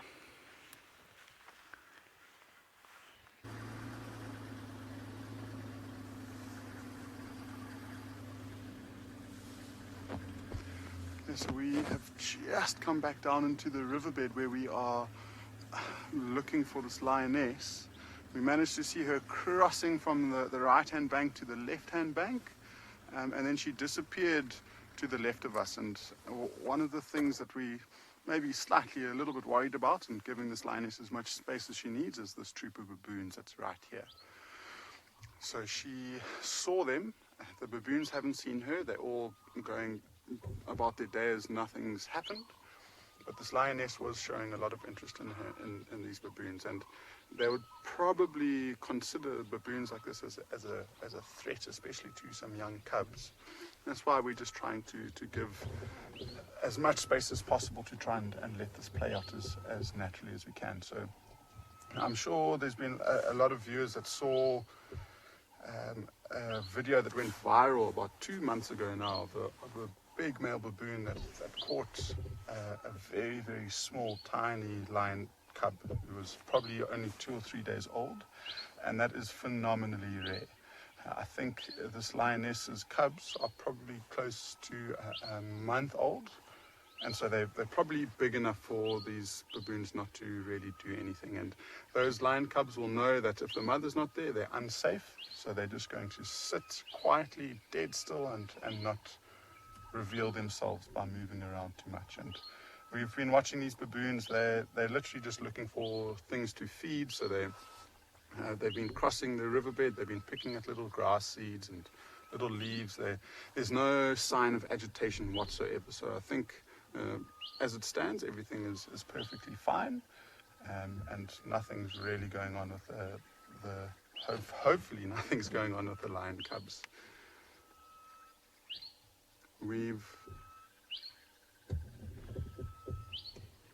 Kirst is just saying that one baboon has got a massive stomach. Which I agree with you, she's huge. I wonder if she might not be pregnant, maybe.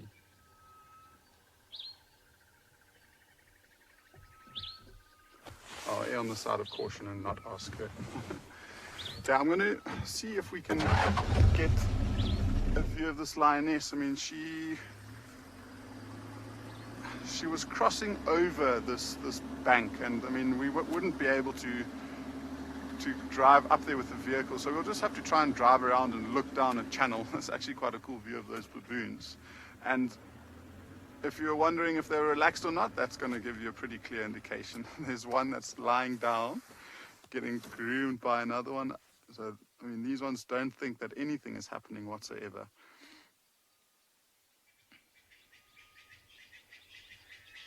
For a lioness to hunt a baboon, it's one of those risk versus reward. Is it worth risking expending all of that energy and killing a baboon?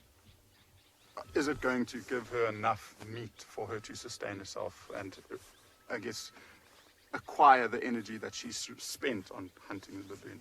And I think not, especially because she's just had a fresh wildebeest kill, so she's got no need to try and hunt them.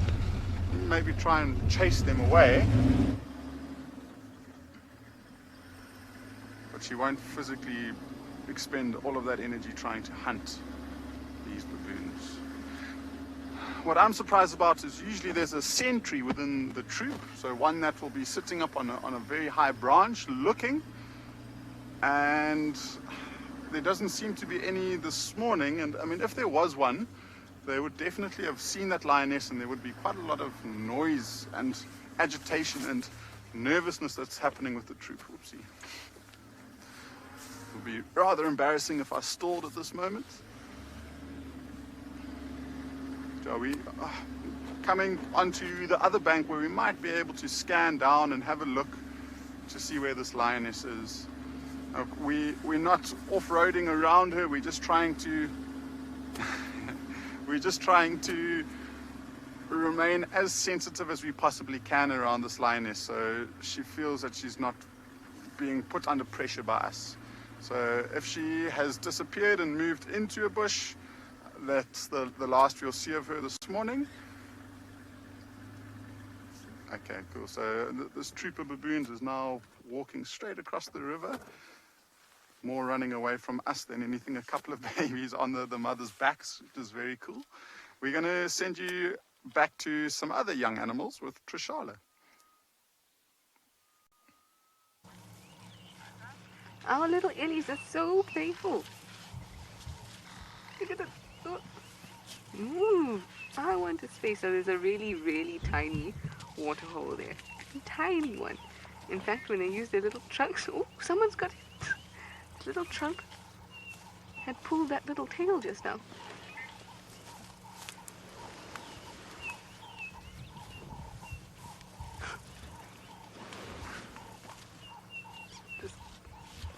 The youngish cow is just like, what? Am I in the way? You guys stop fighting. Just play mounting. Oh, on the ground. Oh.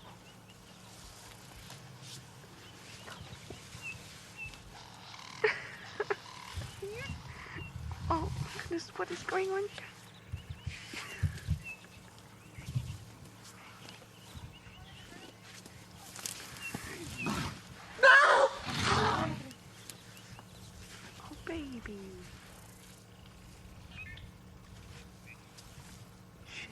I've gotten a bit scared and a bit hurt. Doesn't stop the other youngsters. It's interesting to see if anyone gets shouted at. Okay. There we go. There comes one of the females. Trying to figure out what's going on here. Why did one of the babies shout? Let's see who gets in trouble now. Oh, look at him, look at him.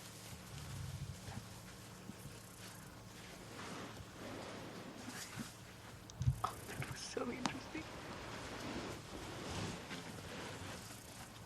Don't worry, Mama, it wasn't us.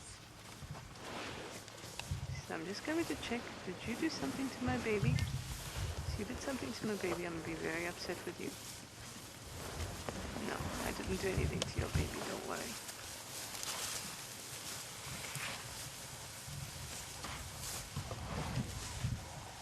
Oh, here's the big matriarch. See how tall she is. She is huge. Now usually what they'll do is there'll be two old large females within the herd, or if there are two, generally, you'll find that one will lead the herd and one will actually bring up the rear. But this largest one we saw now is the tallest, and she's, like I said, the largest, and she looks like the oldest. I don't know if you heard that, but that was her rumbling at me.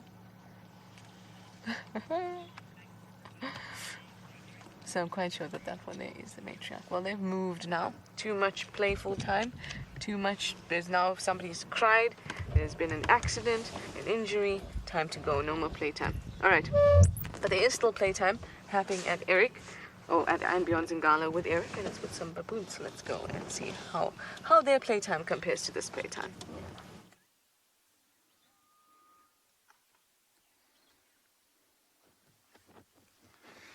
We've been watching these baboons very, very closely just to see if they are giving off any signs that they might have seen that lioness. I mentioned there could potentially be a sentry that might be looking out for the protection of the troop, but we haven't seen any sign of them becoming quite nervous. So we are just watching them, and they're behaving really cool. They're spending their morning greeting one another and grooming, so they've just woken up and they're starting their day foraging.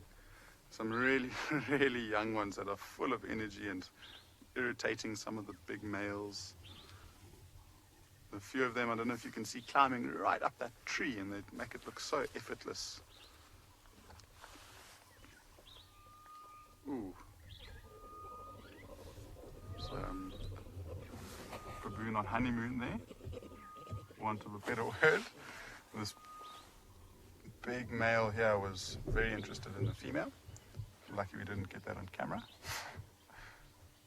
And there's a really, really small one. Let's see if on the back of the mum. There it goes.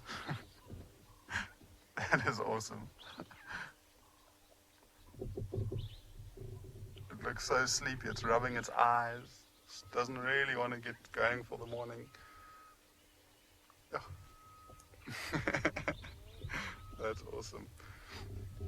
And look at the tail, underneath the tail of that one female. So she's displaying herself.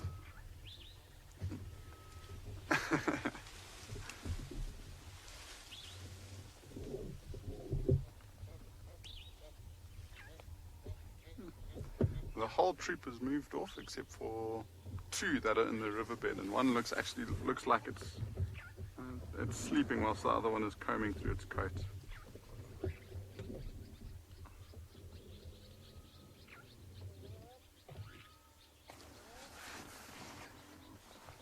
It's all important getting these little social moments between each troop member, so they'll all have time to groom and pick off little ticks and parasites amongst them. I suppose it also just strengthens that bond. I believe everyone enjoyed the view of that baby riding on the mom's back. It's very cool to see, and I mean, you don't get to see it too often. And they're amazing how well they can hold on to the mothers. I mean, the mothers will be running at full speed, and the youngsters just put their head down, grip on with their front arms onto the hair, and they just hold on for dear life as this mother's running. I don't know if you heard that, but that was definitely a male calling. He's done that once, so I think it was probably just a warning to some of the troop members. Not really a warning that there's a predator in the area. The rest of the troop is also completely relaxed as well, so maybe he's just getting annoyed by all of these hyperactive youngsters. I'm actually just going to quickly turn, because the rest of the troop looked like they were walking up the bank, but they've actually just come back behind us in the riverbed, so there's a lot of them we'll be able to see quite nicely. There's some classic ones that are sitting on their bums with their legs resting on their knees. Oh, that is very cool.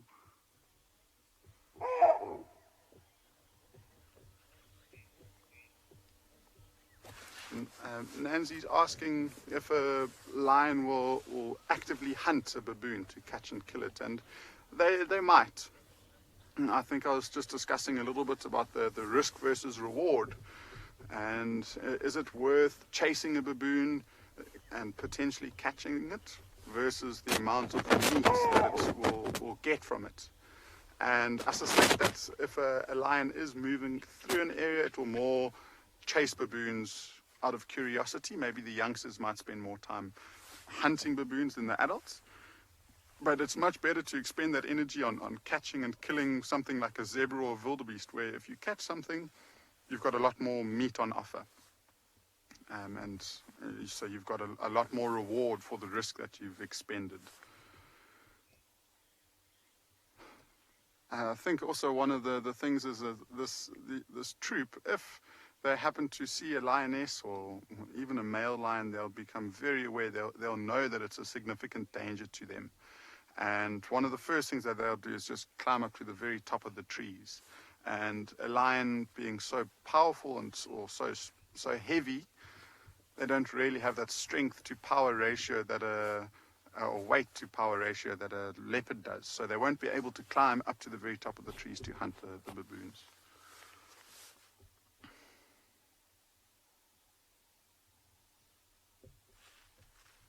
See, it's really cool. You got the one view or one baboon in view, and then right at the back, you can just see how many of them are coming down into the river. And like I said, they're starting off very slowly this morning, so grooming one another, spending time with everyone. I really like the posture of these big male baboons, how they just sit on their bums with their arms resting against their knees, just contemplating life.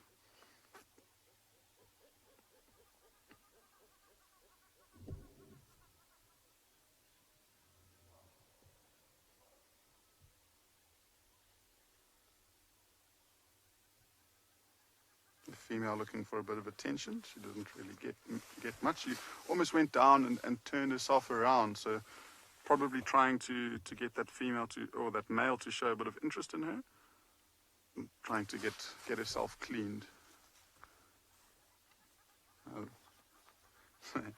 There's the big male that was alarm calling every now and again, or shouting, at least not really alarm calling. It's just come down the top of the tree.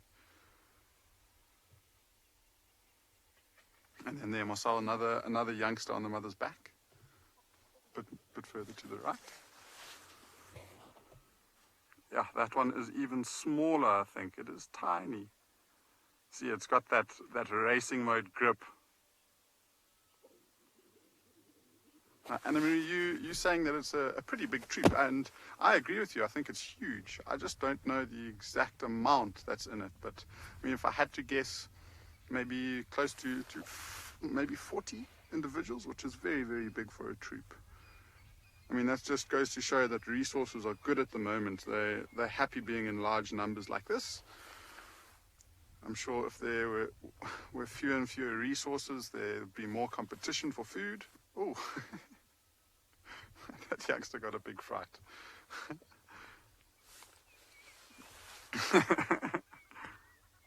Oh, and their ears are ginormous at this age, and they're pink.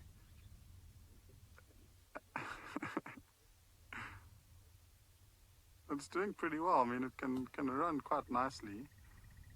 Pretty wary of that big male, though. It doesn't want the male to get too close.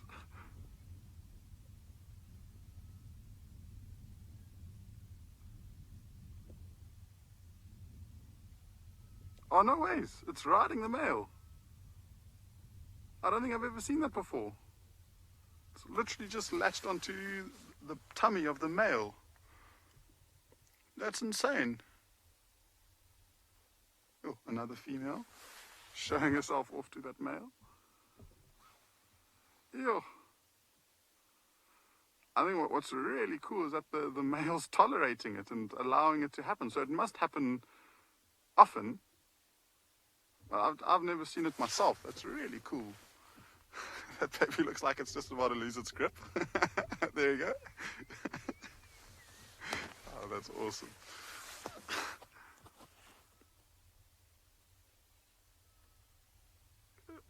No, it's feeling sorry for itself.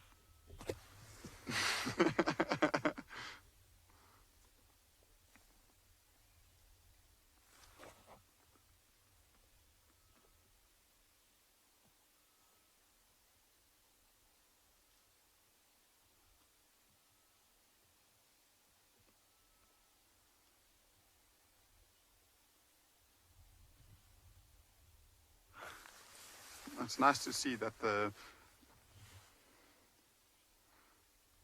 Yeah, I was actually just about to get into that question. So people are asking if that might be the father. And I mean, I think it's very difficult to tell. Within a troop of baboons, there'll be a few big dominant males who form some sort of alliance, and they work together for the protection of the protection of the troop, at least. And so I think, that they not only share the responsibility for looking after and protecting, but they also share mating rights. And there will be some competition, but I don't think one female will only mate with one male baboon. The best chances for her to fall pregnant is to mate with as many males as possible, and she'll probably move around and mate with a few different males, I would suspect. And so, I mean, that also just means that if a male sees a youngster, he's got some sort of connection to it. He knows that he's mated recently, there's a baby, potentially it's his, I guess.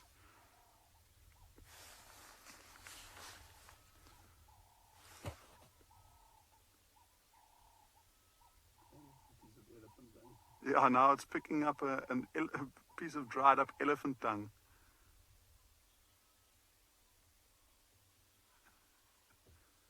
Sarah's asking me to guess the age of this little one, and see, there's another one that's picked it up. And that one's definitely not the mother. I don't really know how to age baboons well. I have noticed that the ears aren't really that pink. And so I think it might be, I mean, if I were to throw out a number, which would be a big guess. So don't count me on this being accurate, but probably in the region of a month or two old, something like that. I don't know if anyone has a proper way of aging baboons. I'd really love to know. I haven't really come across anything that I've seen before.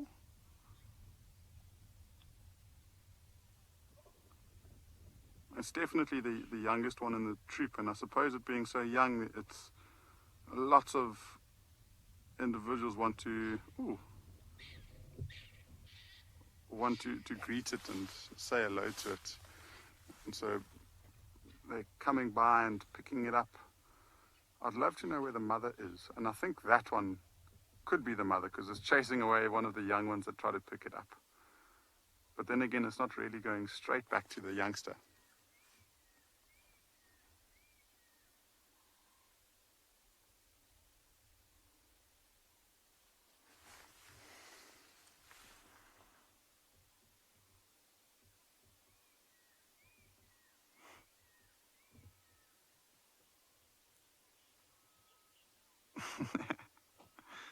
Black Widow, I will happily follow this baby for 8 hours for you, if we can keep up. It's going and grooming that big male.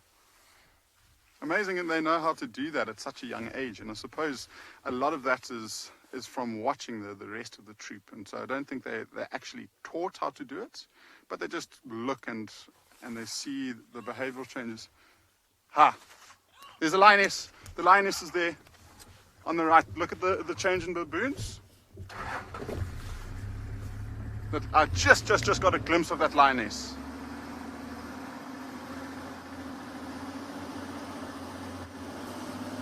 Yeah, what a morning we're having. And thankfully those baboons were there to tell us about it, because I would have missed that completely. My heart is racing.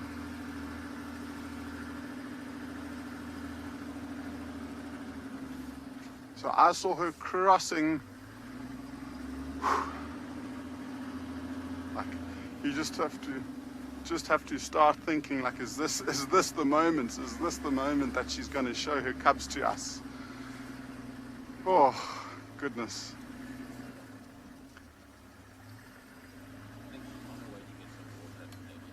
Yeah, it's a good point. Marcel's saying that she hasn't really passed water recently, so she could have just had a brief suckle of the cubs and potentially going to have something to drink. And there is water very close by here, so that's a pretty solid bet if I were a betting man.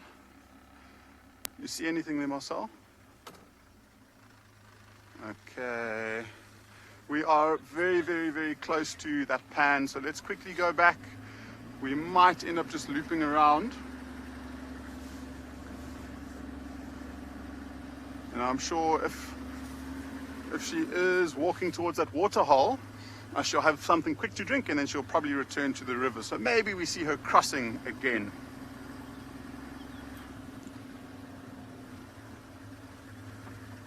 Alrighty, so we're gonna link back to James and see what he's up to this morning. I'm not sure, or I think we're not going to be moving around very far for now, so I'm sure we'll see you soon.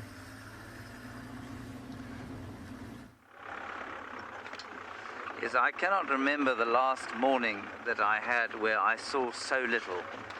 We have seen 2 kudu, those Impala that we started with.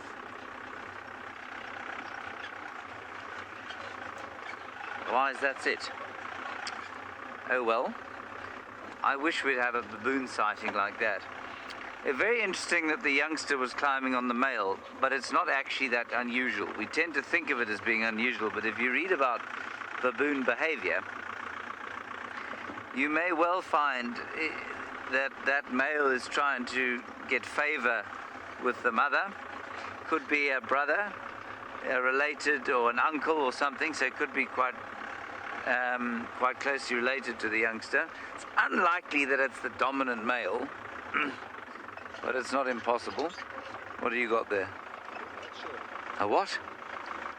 An animal? No, it's a bird. Well done, Owen. Good grief. It is a towny eagle.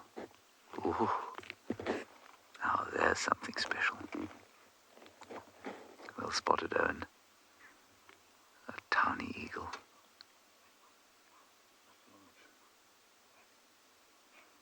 Now, one was looking for the batelier in attendance as well, in order to confirm that there must be a dead thing close by. Maybe there's a dead thing close-ish by. There's a roller above us making a noise.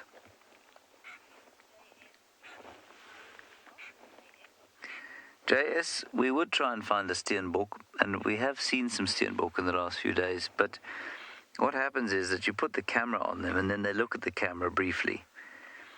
And if you're then going to try and get a link from, especially if it's coming from Ngala or Karongwe, because there's a very slight delay, about 5 or 6 seconds, the steenbok has normally disappeared by the time it realizes it's going to be on television. But we can try. We'll try.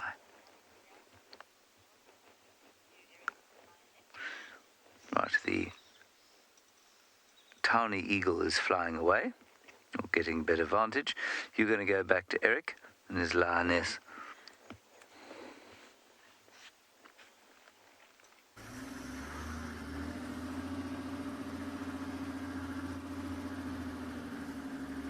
You reckon this one here? Okay, so we are coming back to the river, and the reason why we have done so is we got another glimpse of this lioness, and she was crossing from one bush to another, and so she walked in one direction, we caught her disappearing into the bush, and then she turned and walked again. And so we are suspecting, and we are hoping, and we are praying that she could be moving her cubs from one den site to another, which would make sense. She might feel sharp left, like that. Okay, sorry, we're just trying to get into a good position where you'll be able to see as best without getting the antenna in the way. And so, I mean, with the troop of baboons, maybe she thought it was a good time to... Is that fine? Cool. And so we're just going to sit tight and we're going to wait. My head obviously is in the way. It's such a big head, it does get in the way a lot. There she is, there she is. Look at it. She's got a cub. She's got a cub. No ways. Look at that. No ways. This is insane. Guys, this is incredible. No way.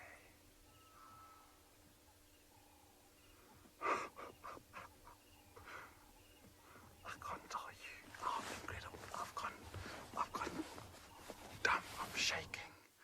I've got goosebumps. I don't want to show my face. That is just incredible. That, oh my goodness, you're going to hear me saying this a lot. I can't actually talk right now.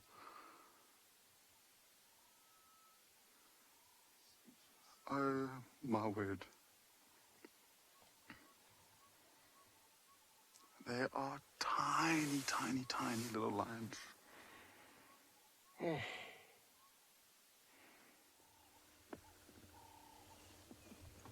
Jeepers creepers. So this is, like we've been saying the whole time, this is a lioness who is, at the moment, she is, this is her first litter. You can hear me, my brain's gone completely fried. I can't put a sentence together anymore. But this is her first litter of cubs, and she's done incredibly well to keep them alive until this point. But we're still just going to treat her with the utmost respect, and we're going to give her as much distance as she needs. So we're not going to get any closer, and I'm not going to go and try and see where she's left the cubs. And the nice thing is we've got this beautiful 50-meter gap where she can cross over, and we'll be able to see it. Kelly said my dad's going to be so proud. Hopefully. I think he's gone to work now, so he might have missed this whole thing. But I was just drawing the suspense, this is drive number 5 for me. Hadn't seen a lion with you yet, and just wanted to make the first one a special one, and we've been able to do that for sure.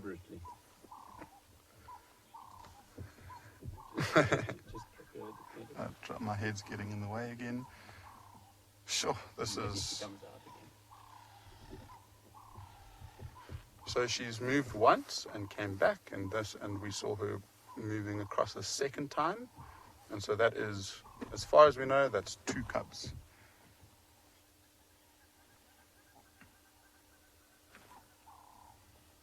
Now, thanks everyone. I'm so glad we got to share this moment with all of you.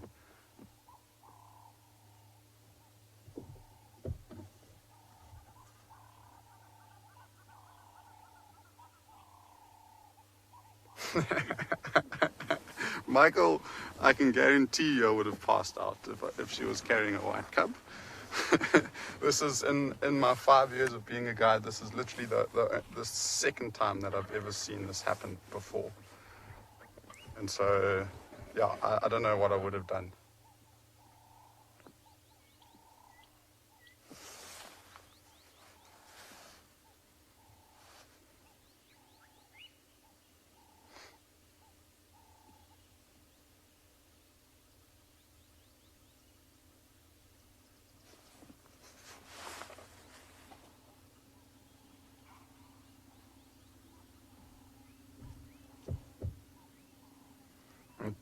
Just the way that it's all played out, from seeing her walking away from that wildebeest, to following her all the way down to this area, to seeing the troop of baboons and worrying.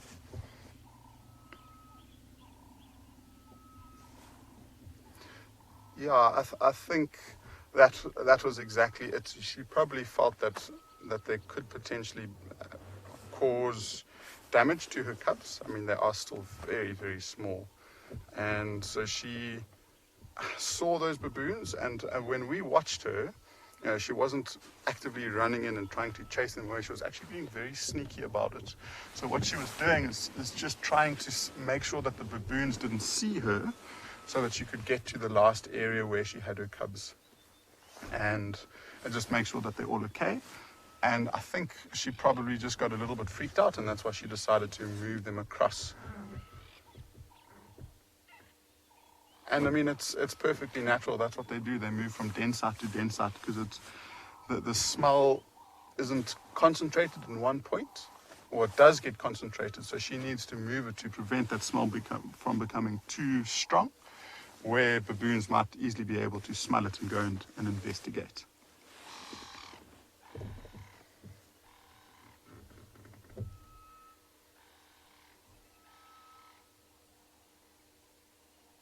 So, Kirst, we gave you a baby baboon and baby lion. How many points do we have? Sure. It's just the way. So that's the thing. I mean, when we were watching, and we were watching the baboons, and immediately the behavior of the baboons changed, and that's what turned my attention to down this side of the river. And that's when I saw her disappearing, literally just disappearing into the bushes. And I think that was probably the first time that she moved one of the cubs. And then we found her coming back, and then obviously we had that beautiful view of her moving across the riverbed back again. And so I think she's only come back and forth twice, so that would be 2 cubs that she's moved. I unfortunately didn't see the first one, but I don't know if it was a white one or not. I think our idea is good. I mean, we're in a spot. This is the only channel that we could possibly see, and if she does come back, then we'll know for sure that she's coming back to fetch another one. So we're just standing by and waiting for now.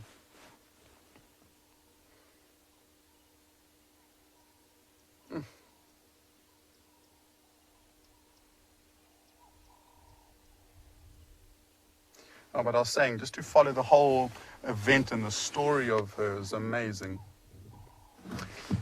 So Rue's asking how far is she likely to move them? And I wouldn't imagine she'll move them too far. I mean, from the moment that we saw her the first time to her coming back was probably only a few minutes. And so she probably just... I would suspect that she probably went to go and investigate a suitable spot first, to go and have a look.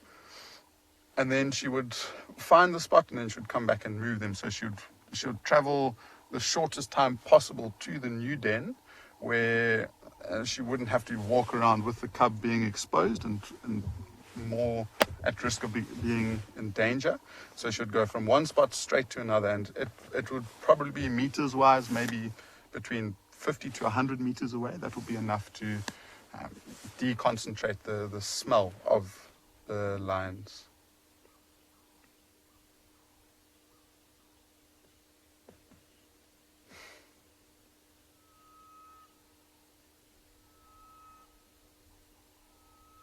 It's just amazing to think like that lioness last night killed a wildebeest, and she would have killed it by gripping her teeth around the throat of the wildebeest and squeezing.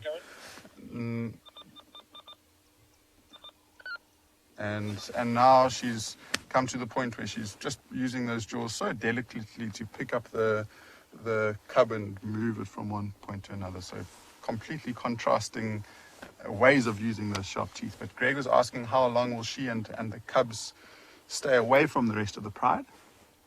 And it depends on her, on what she feels, but it's usually between 2 and 3 months.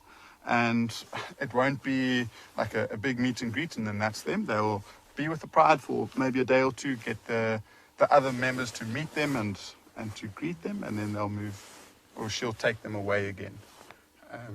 And from maybe about 4 or 5 months old is when they'll probably be with the pride for the most part.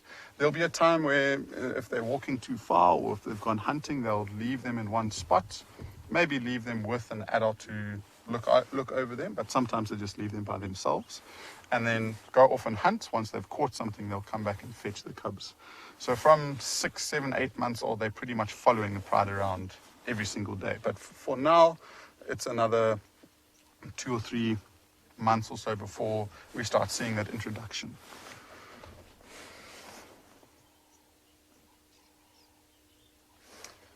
So, I mean, we're not going anywhere whatsoever. So we're just wanting to wait and see if she does come back. And if she does, I'm sure we'll quickly come back here so we can see if she moves another cub or not. But in the meantime, we're going to send you across to Trishala.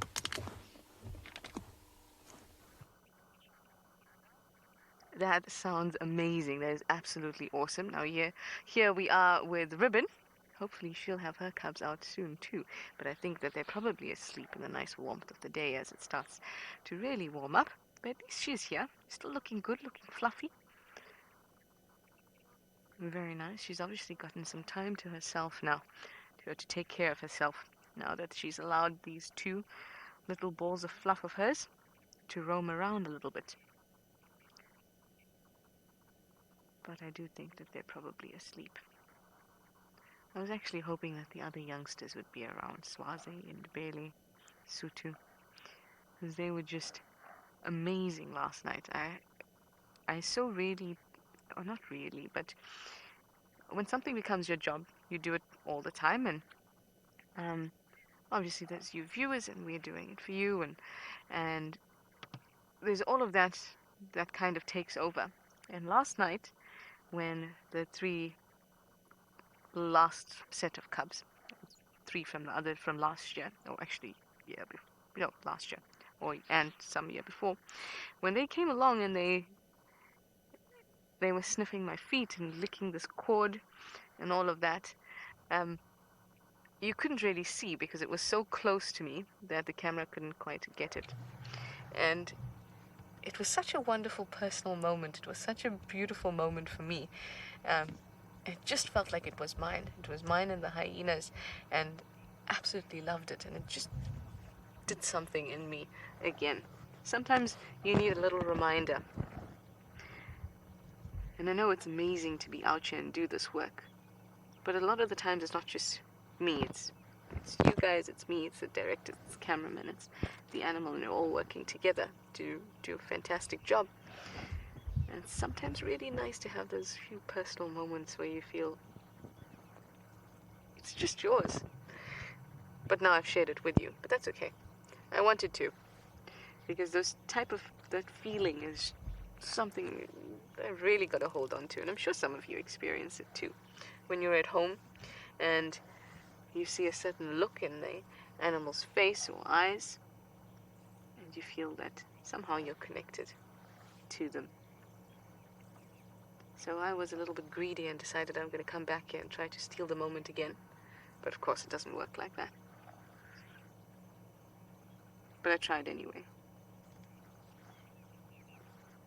There's some warthogs hemming about. How much can a fully grown hyena weigh? Really? Hello, Relic. You're 8 years old. You want to know how much a fully grown hyena can weigh? A fully grown hyena can weigh about 80 kgs, 80 to 90 kgs for a female. 90 kgs is definitely on the sort of extreme end.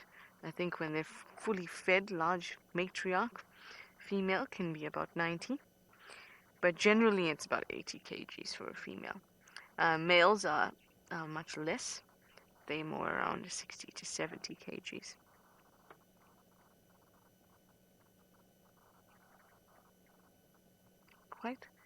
Quite dense animals in terms of muscle, not in terms of brain function.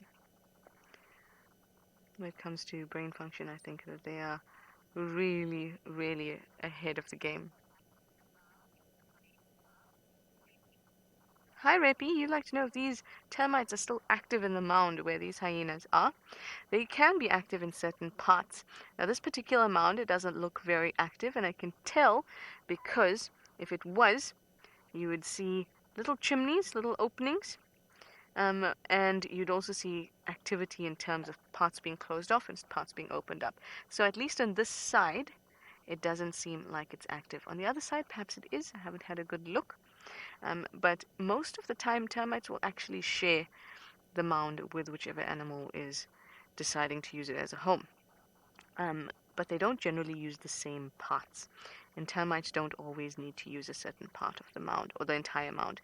They can build certain bits around on top, and that'll be where the major kind of business of the termite will be conducted. The rest of the area is pretty much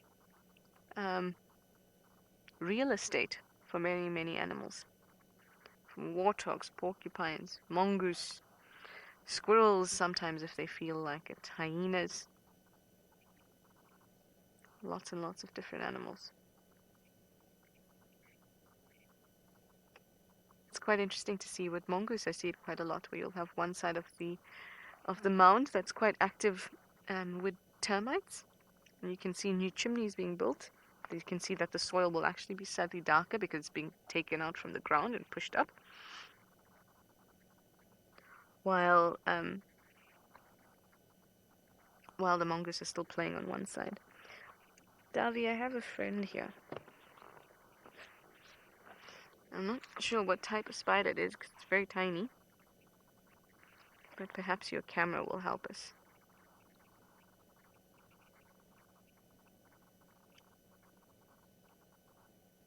Man, I thought it might have been a jumping spider and had nice big eyes, but I don't see any eyes. Oh well. Hello from the spider at the den on my steering wheel. Well, Ribbon, as you can see, is not doing much, but I may sit with her for a little bit longer, and I'll send you over to James at a waterhole. Hopefully you'll find something exciting for you.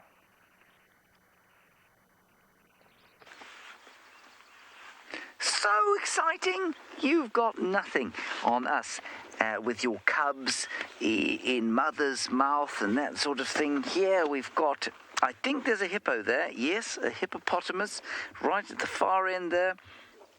We've got algae. We've got a breeze blowing across the surface of the water. A dove. I'm sure there are terrapins here somewhere. Gosh, what a day it's been. We did see one waterbuck on the way here. It ran away into the bush.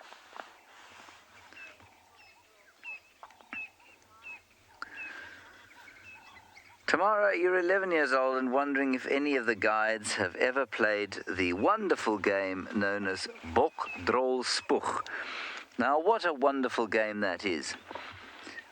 South Africa has come up with a number of remarkable games, including the delightful game of Yukske, or throw sticks at other sticks, and Bok Drol Spuch.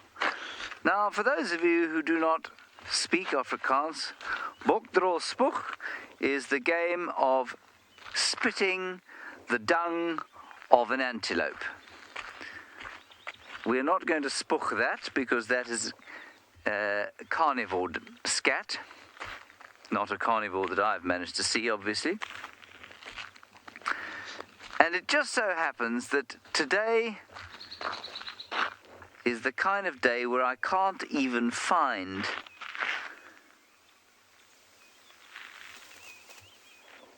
a little pile of antelope dung so that I can demonstrate Bok Drol Spuch. You know, I should have got back into bed after I got into the car this morning, and I should tell you why I should have done that. Because I stood in a great big pile of monkey poo. And, in fact, I had to clean it out the bottom of the vehicle. It was so caked on the bottom of my foot. And that was a sign for me to go back into my room. I also apparently managed to put it on the final control carpet. It's not my day. Tomorrow I will try and demonstrate a boktrolsboek for you. But anything I look for today is gone, including a seemingly immobile pile of antelope dung.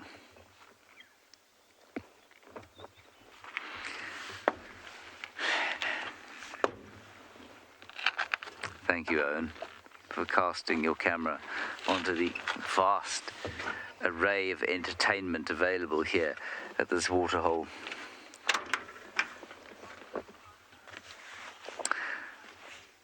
I am so pleased. Thank you very much, Zach. You have pointed out that our wonderful viewer, whose name is Who Farted, is here with us, and Who Farted says, yes, he is here. Good news, indeed. Thank you, Who Farted. It's lovely to have you with us. Or she, yes. I don't know if it's a he or she.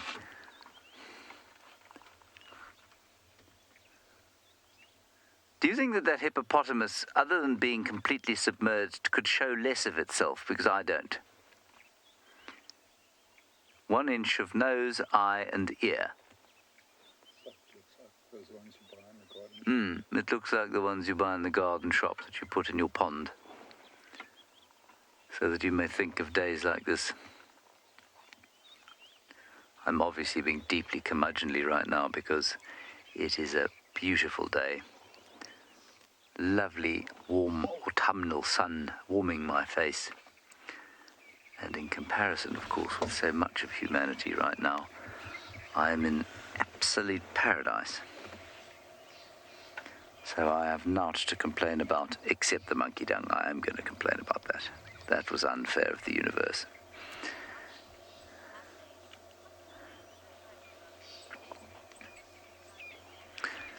Jaunty in Adelaide, what do I like most about being a game ranger? Living here is what I love most about being a game ranger. Jaunty in Adelaide, I get to watch the sun come up every morning and go down every evening in a beautiful place. There is no traffic. Well, there is sometimes if you're in a very exciting sighting, but there are very few cars, not a lot of people, and there are beautiful smells and sounds and sights every single day. So that's what I love about being out here.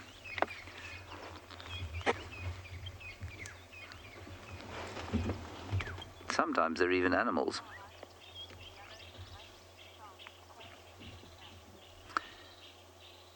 Some of you are asking me to sing the Yellow Bus song. I don't remember the Yellow Bus song, I'm afraid. It comes from the Masai Mara, everybody. I think I made it up on the hoof or on the fly. The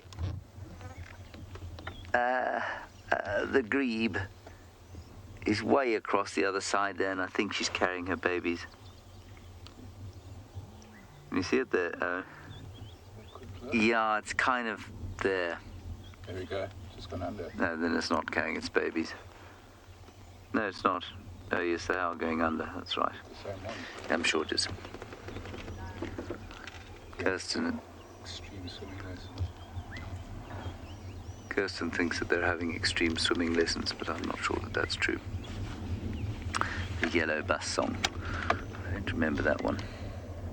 I remember singing a song with Jean-Andre about a yellow bus, but I don't remember the actual song. Shall we carry on? No, I don't remember the Nkahuma song either. I do remember the Mosquito Song, which I also sing for you all. Many of you will not have heard the Mosquito Song before. So before you go off to see an actual animal, I shall sing you the Mosquito Song. It's a short song. It goes like this. Owen, have you heard it? No. It goes like this. You ready?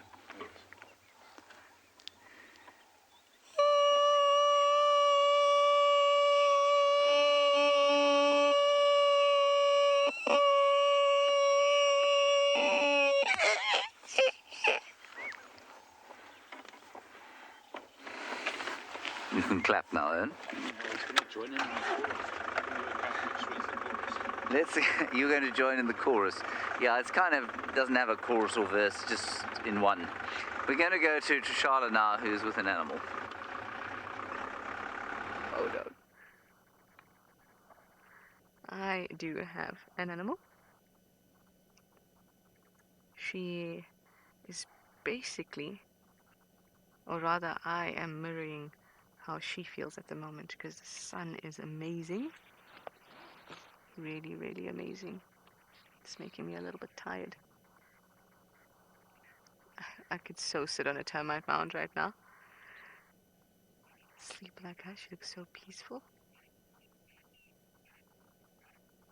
Really, you're lucky I was awake when you came to me. Hello, lilac-breasted roller. Can you hear it above us? Oh, there it goes! Oh, almost. There it goes. Oh, it's practicing.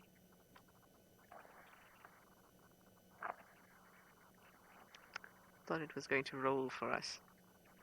But it's not the right season for it to be rolling anyway. It's just practicing.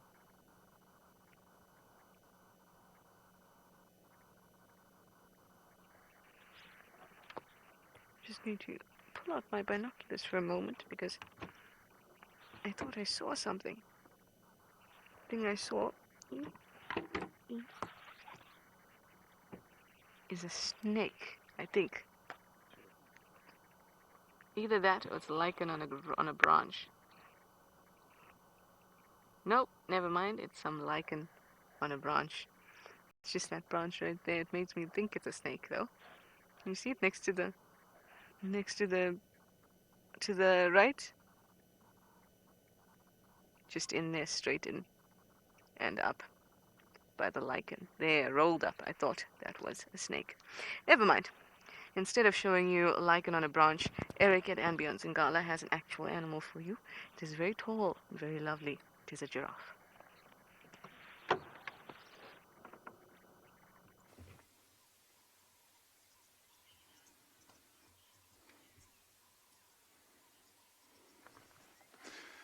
We have just left the area where we saw that lioness, and we've stumbled across this beautiful male giraffe. He's walking so graciously straight past us, not really paying us any attention. Got a very, very bumpy forehead.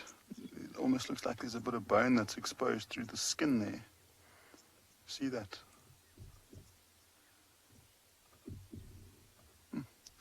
Casually chewing as he's walking. He might be heading towards a small little pan to drink. I'm sure you're all wondering what happened after we left you, but basically we sat and waited for another 20 minutes or so, and there wasn't any other movement, so we suspect that this lioness has probably only got 2 cubs, and we were lucky enough to catch her moving the last of her 2 cubs.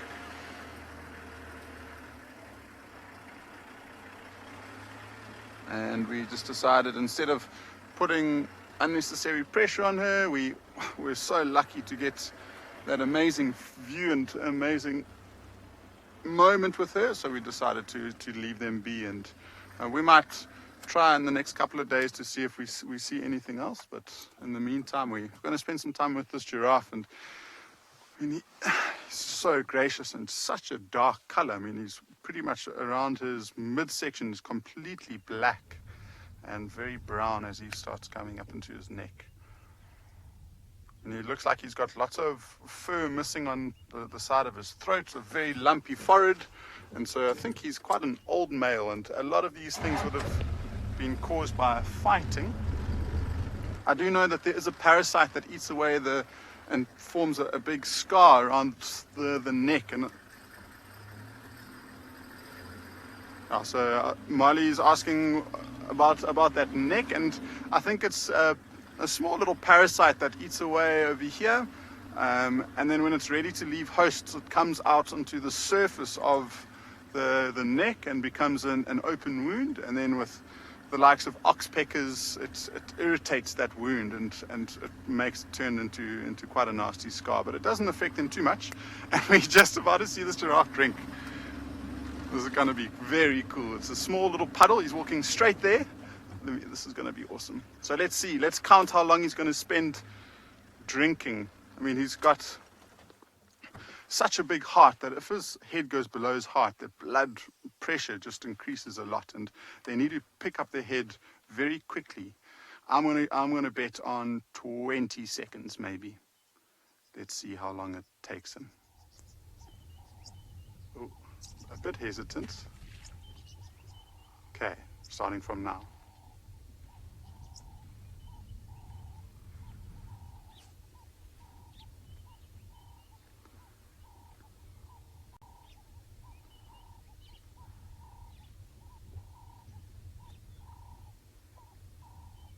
That's past 20 seconds. He must be thirsty.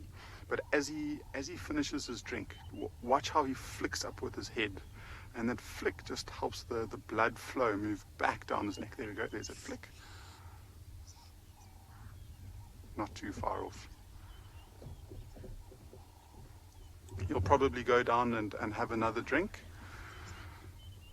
He's licking his lips. There we go. Down he goes. Oh. This is probably their most vulnerable position, and because they're just so awkward when they drink. They have to bend those legs, they have to go down, and so their center of gravity is completely off. And if you look at his feet, they're completely muddy there, so he actually needed to put his feet in the mud to get level ground and then only bend down. Interesting that he just decided to have one drink. I wonder if it was just a quick little thirst quencher. Maybe he just decided to have a quick little drink. The water could potentially not be tasty, so that's why he decided to move off. And look how uneven those horns are there. I've just noticed that. That one on the left-hand side is much shorter than the one on the right. You can also smell him. Anushka's asking about why he is dark, and it's an interesting one that I think there's lots of theories behind it, but the latest study that I've read about these giraffes is from 2018, and they studied these giraffe in Etosha, and they basically just counted the males and over I think a couple of years period to see if they got older with age, or to see if it was more of a testosterone thing, like similar to a male lion. And I think they worked out that the darker giraffe, the darker males, tended to get better mating rights. So they were more comfortable being by themselves, and they would wander around more and go in and out of herds a lot more than a blonder-maned giraffe, who would basically just sit with a herd of females and hope that one would come into estrus. These males could potentially think that being by themselves, they can stumble across a big family of giraffe, and then that might be it might be a lot easier for them to come in and take over the male when they're competing with one another for mating rights. But I think that there must be a bit of both here, because you never see a baby or a young giraffe being born this color. It's something that happens with age. I'm sure it does have something to do with their testosterone, but also I've seen females that have got very dark manes and males that are older than this one that have got lighter manes. So I think there's I don't know if there's a set in stone answer. I think it's very flexible. I'm sure it's got something to do with the pigment. It's probably got a little bit to do with their testosterone too. I think it's one of those things that we can't really give a solid, clear answer to. And with different research papers, there's always different outcomes, and they've got different results.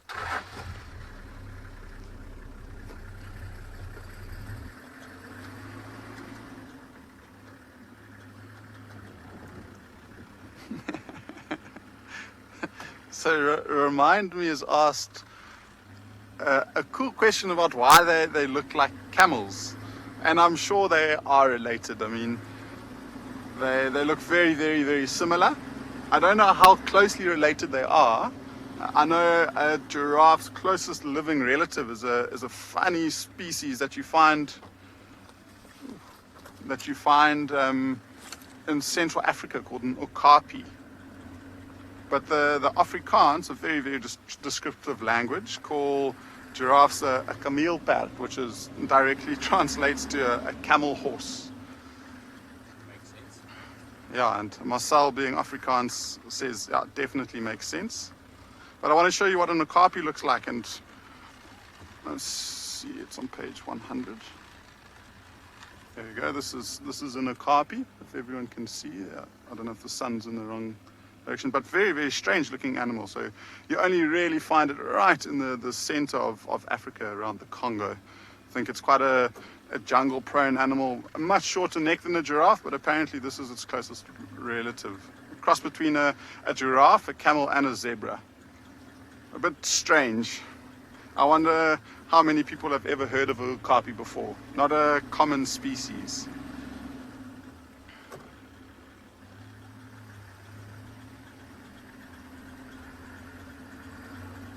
See, I think this giraffe is moving into quite thick bush. I don't know if we're going to see him as well as we did earlier.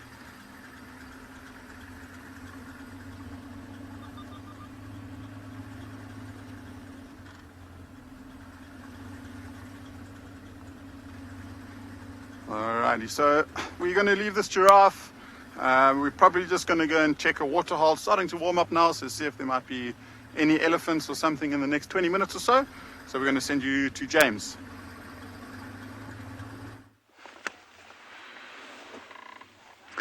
We have got the harbinger of death here, cleaning his cloak, deathly feathers. He had a friend with him, but the friend thought that now would be an appropriate time to take off. It's just above him now, and he's seeking out a thermal to carry him high into the sky. As yet he hasn't found one. Oh, there he's picked up some height. This is wonderful, actually, watching him fly like that. Don't fly over us, you cretinous bird. The camera can't go any further. No, he's gone now. He's flying with the wind away. We'll go back to the one on the tree, who was no doubt about to do the same. In fact, looks like it's going to do exactly the same thing shortly. He's turned round. What is... Oh, he's tagged. This is a tagged bird, everyone. So there's a lot of vulture research going on out here. A78, I think is what that says. That's very cool. He's going to fly. You ready, Owen? And 1, 2, 3. No. Here we go. He's trying to see if his mate's found thermal, you see. He's watching his mate carefully.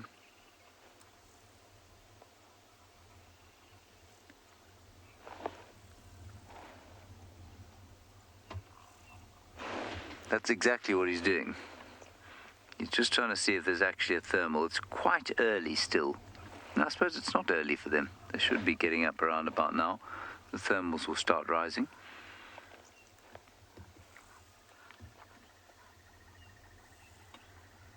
Getting restless for sure.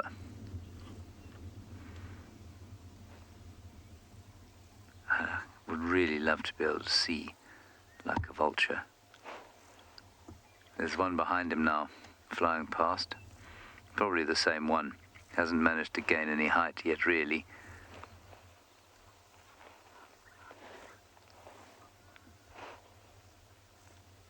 He may have found himself something there. Vultures are supposedly able to see thermals. He's found a little one there. No, Big Kev, I don't need to report the tag. They seem to not really respond to any of the messages that we sent about the last one that we saw tagged. I think they pick them up from time to time. I will send a message to the chap, but he lives just at the gate, I think.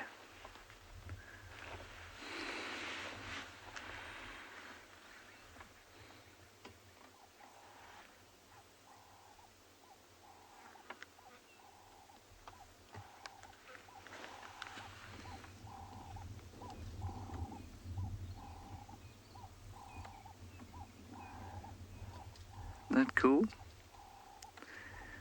As I've said to many of you before, there's nothing I find quite as peaceful as sitting watching birds of prey, especially vultures, flying on a breeze like this. Let's go back to the one in the tree. Liz, no, you can't pick the tag out. I don't know why exactly. I suspect that it is affixed with a very strong metal pin.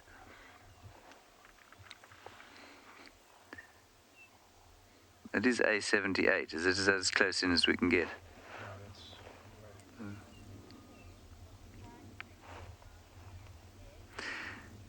Yes, Claire, they can only fly with one wing with the tag like that, and so they fly in circles, but luckily vultures like flying in circles, so, it doesn't really matter. I'm joking. No, I don't think the tag affects their flying in the slightest.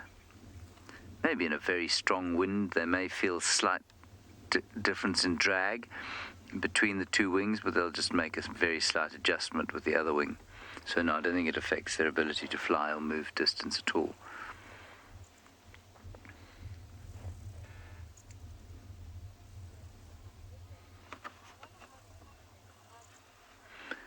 Limited edition, I don't remember exactly. We did go through this quite extensively the last time we found a tagged vulture, and my 1 megabyte brain has forgotten exactly what we discussed.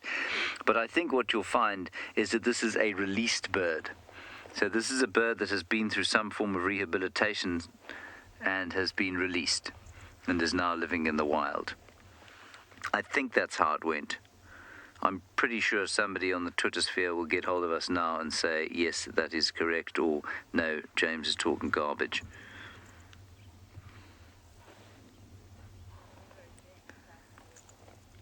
Yeah, many of them could have been poisoned vultures that were rehabilitated, injured vultures that were rehabilitated, and then they get tagged and sent out into the wild, and this is a way of monitoring their progress.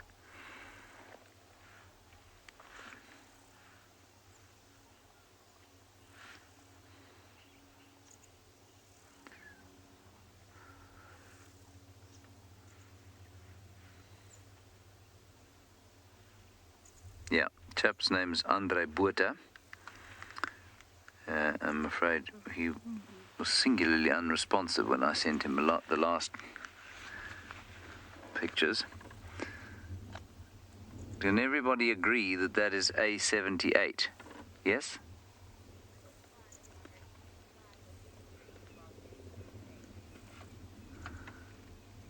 All right, we think this is A78, so I'll send it to him.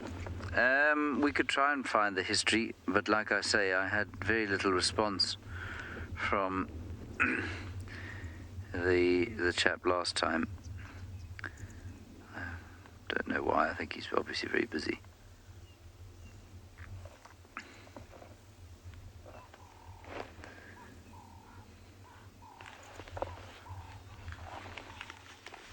But nice to see. Means that the rehabilitation programs are working. Yeah, Harley, they are still being killed for medicinal purposes.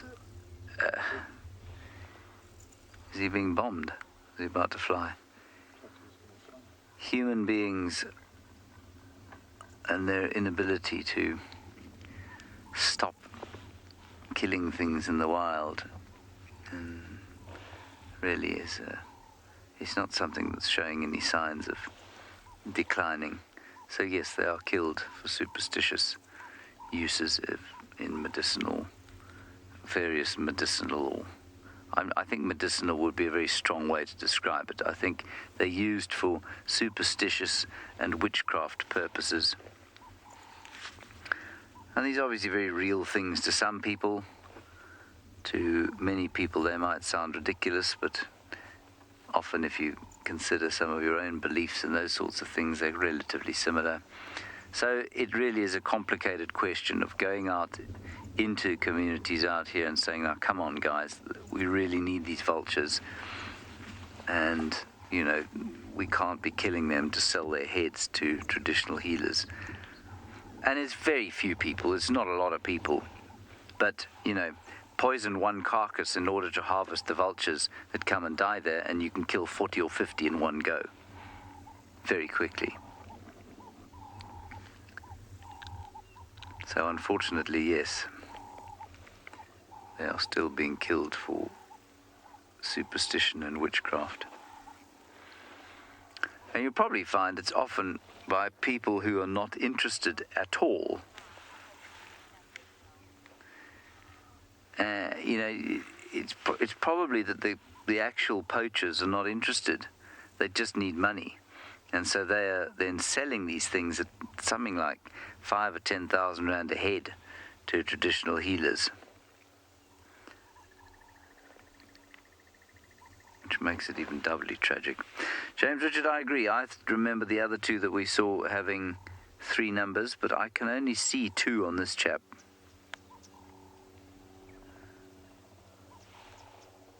The other one we saw was A313.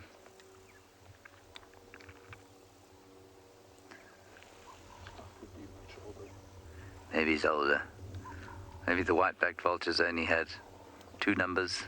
I don't know.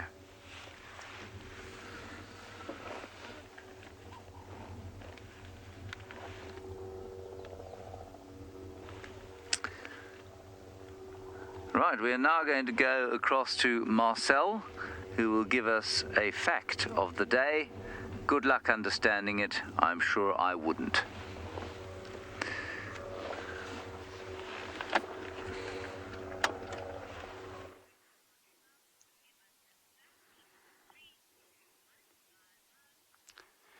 Good morning, and welcome to what has been dubbed Mid-Morning Fun Fact from Marcel. So, my fact for today is the first nuclear power plant that was connected to the grid. So it wasn't necessarily the absolute first reactor, it's just the first one that was connected to the grid, was the Obninsk nuclear power plant in the Kaluga Oblast in Russia, or the Soviet Union of those days. Construction of it began on the 1st of January 1951. Criticality was achieved on the 6th of May 1954. And then on the 26th June 1954, it was connected to the electrical grid. It was a graphite tip moderated design, which is basically the forerunner of the RBMK design, which was used in Chernobyl and numerous other Soviet Union power plants. It had a thermal capacity of 30 megawatt, but electrical capacity of 5 megawatts. So with the later designs, such as the RBMK, they really improved the efficiency a lot, from about a 6 to more about a third. Yeah, thanks. Thanks, Marcel.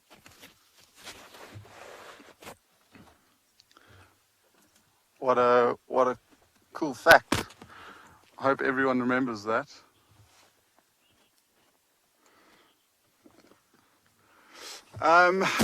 Marcel, were you reading that fact? No, that's... Marcel wasn't reading the fact, actually.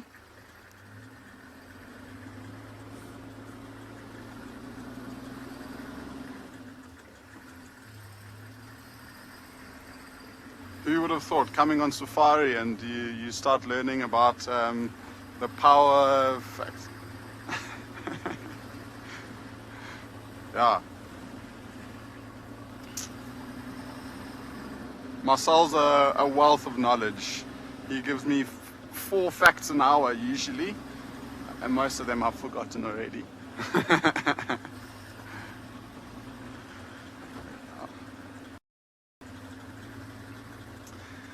We were wondering what was happening with that Wildebeest carcass, and we were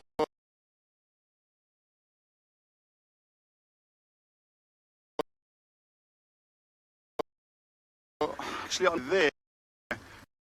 I don't know your main for the show, but we'll definitely have and see what activity bring this after some time. Probably later on in the afternoon. See if we can maybe see if there's hyenas that have taken over the kill, or how many vulture species we find. I'm sure it will be quite an interesting and entertaining sighting if it is still there.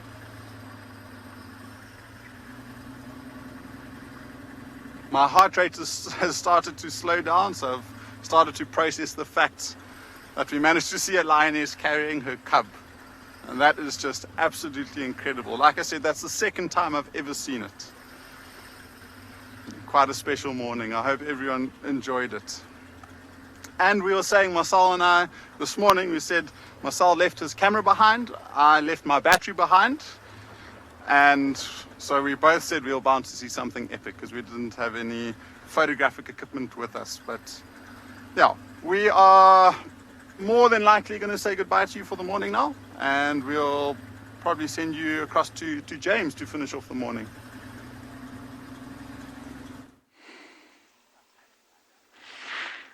Good grief. Where is it?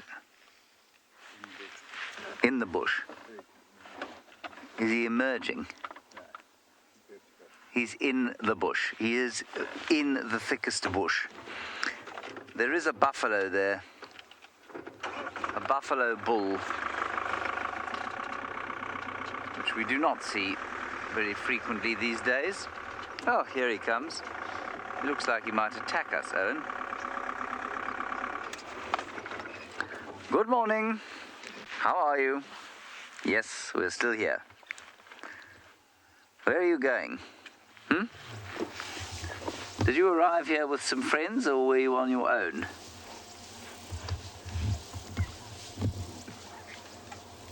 Bring some lions with you. He's not very polite, as Owen says. Did he bring some lions with him? Looked like he liked that question. No, he didn't like that inquiry, Owen.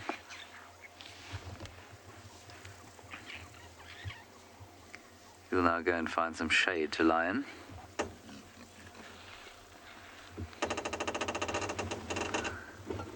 Well, it's quite nice to see a buffalo, wasn't it?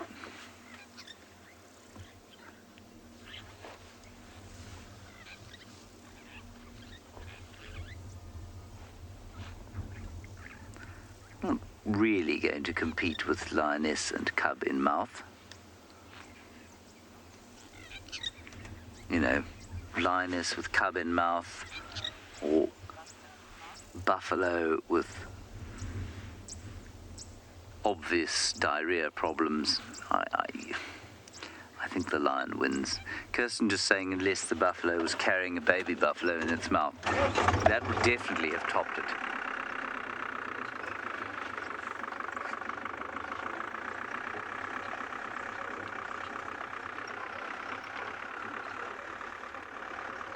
These impalas are fascinated by the sight of a buffalo walking past. Oh, he did bring some friends. His friends have walked through here. They have left their piles of dung. This is why he is coming closer to the road. Hello, impalas. Where is he now? He's just in here, hey?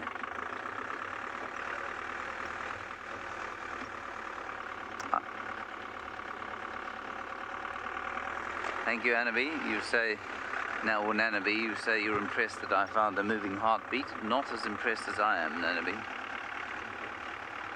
Let's carry on down here. Maybe in the last minute we'll catch up with the rest of the herd being set upon by a squadron of lions. I think we all know the likelihood of that. Straight ahead.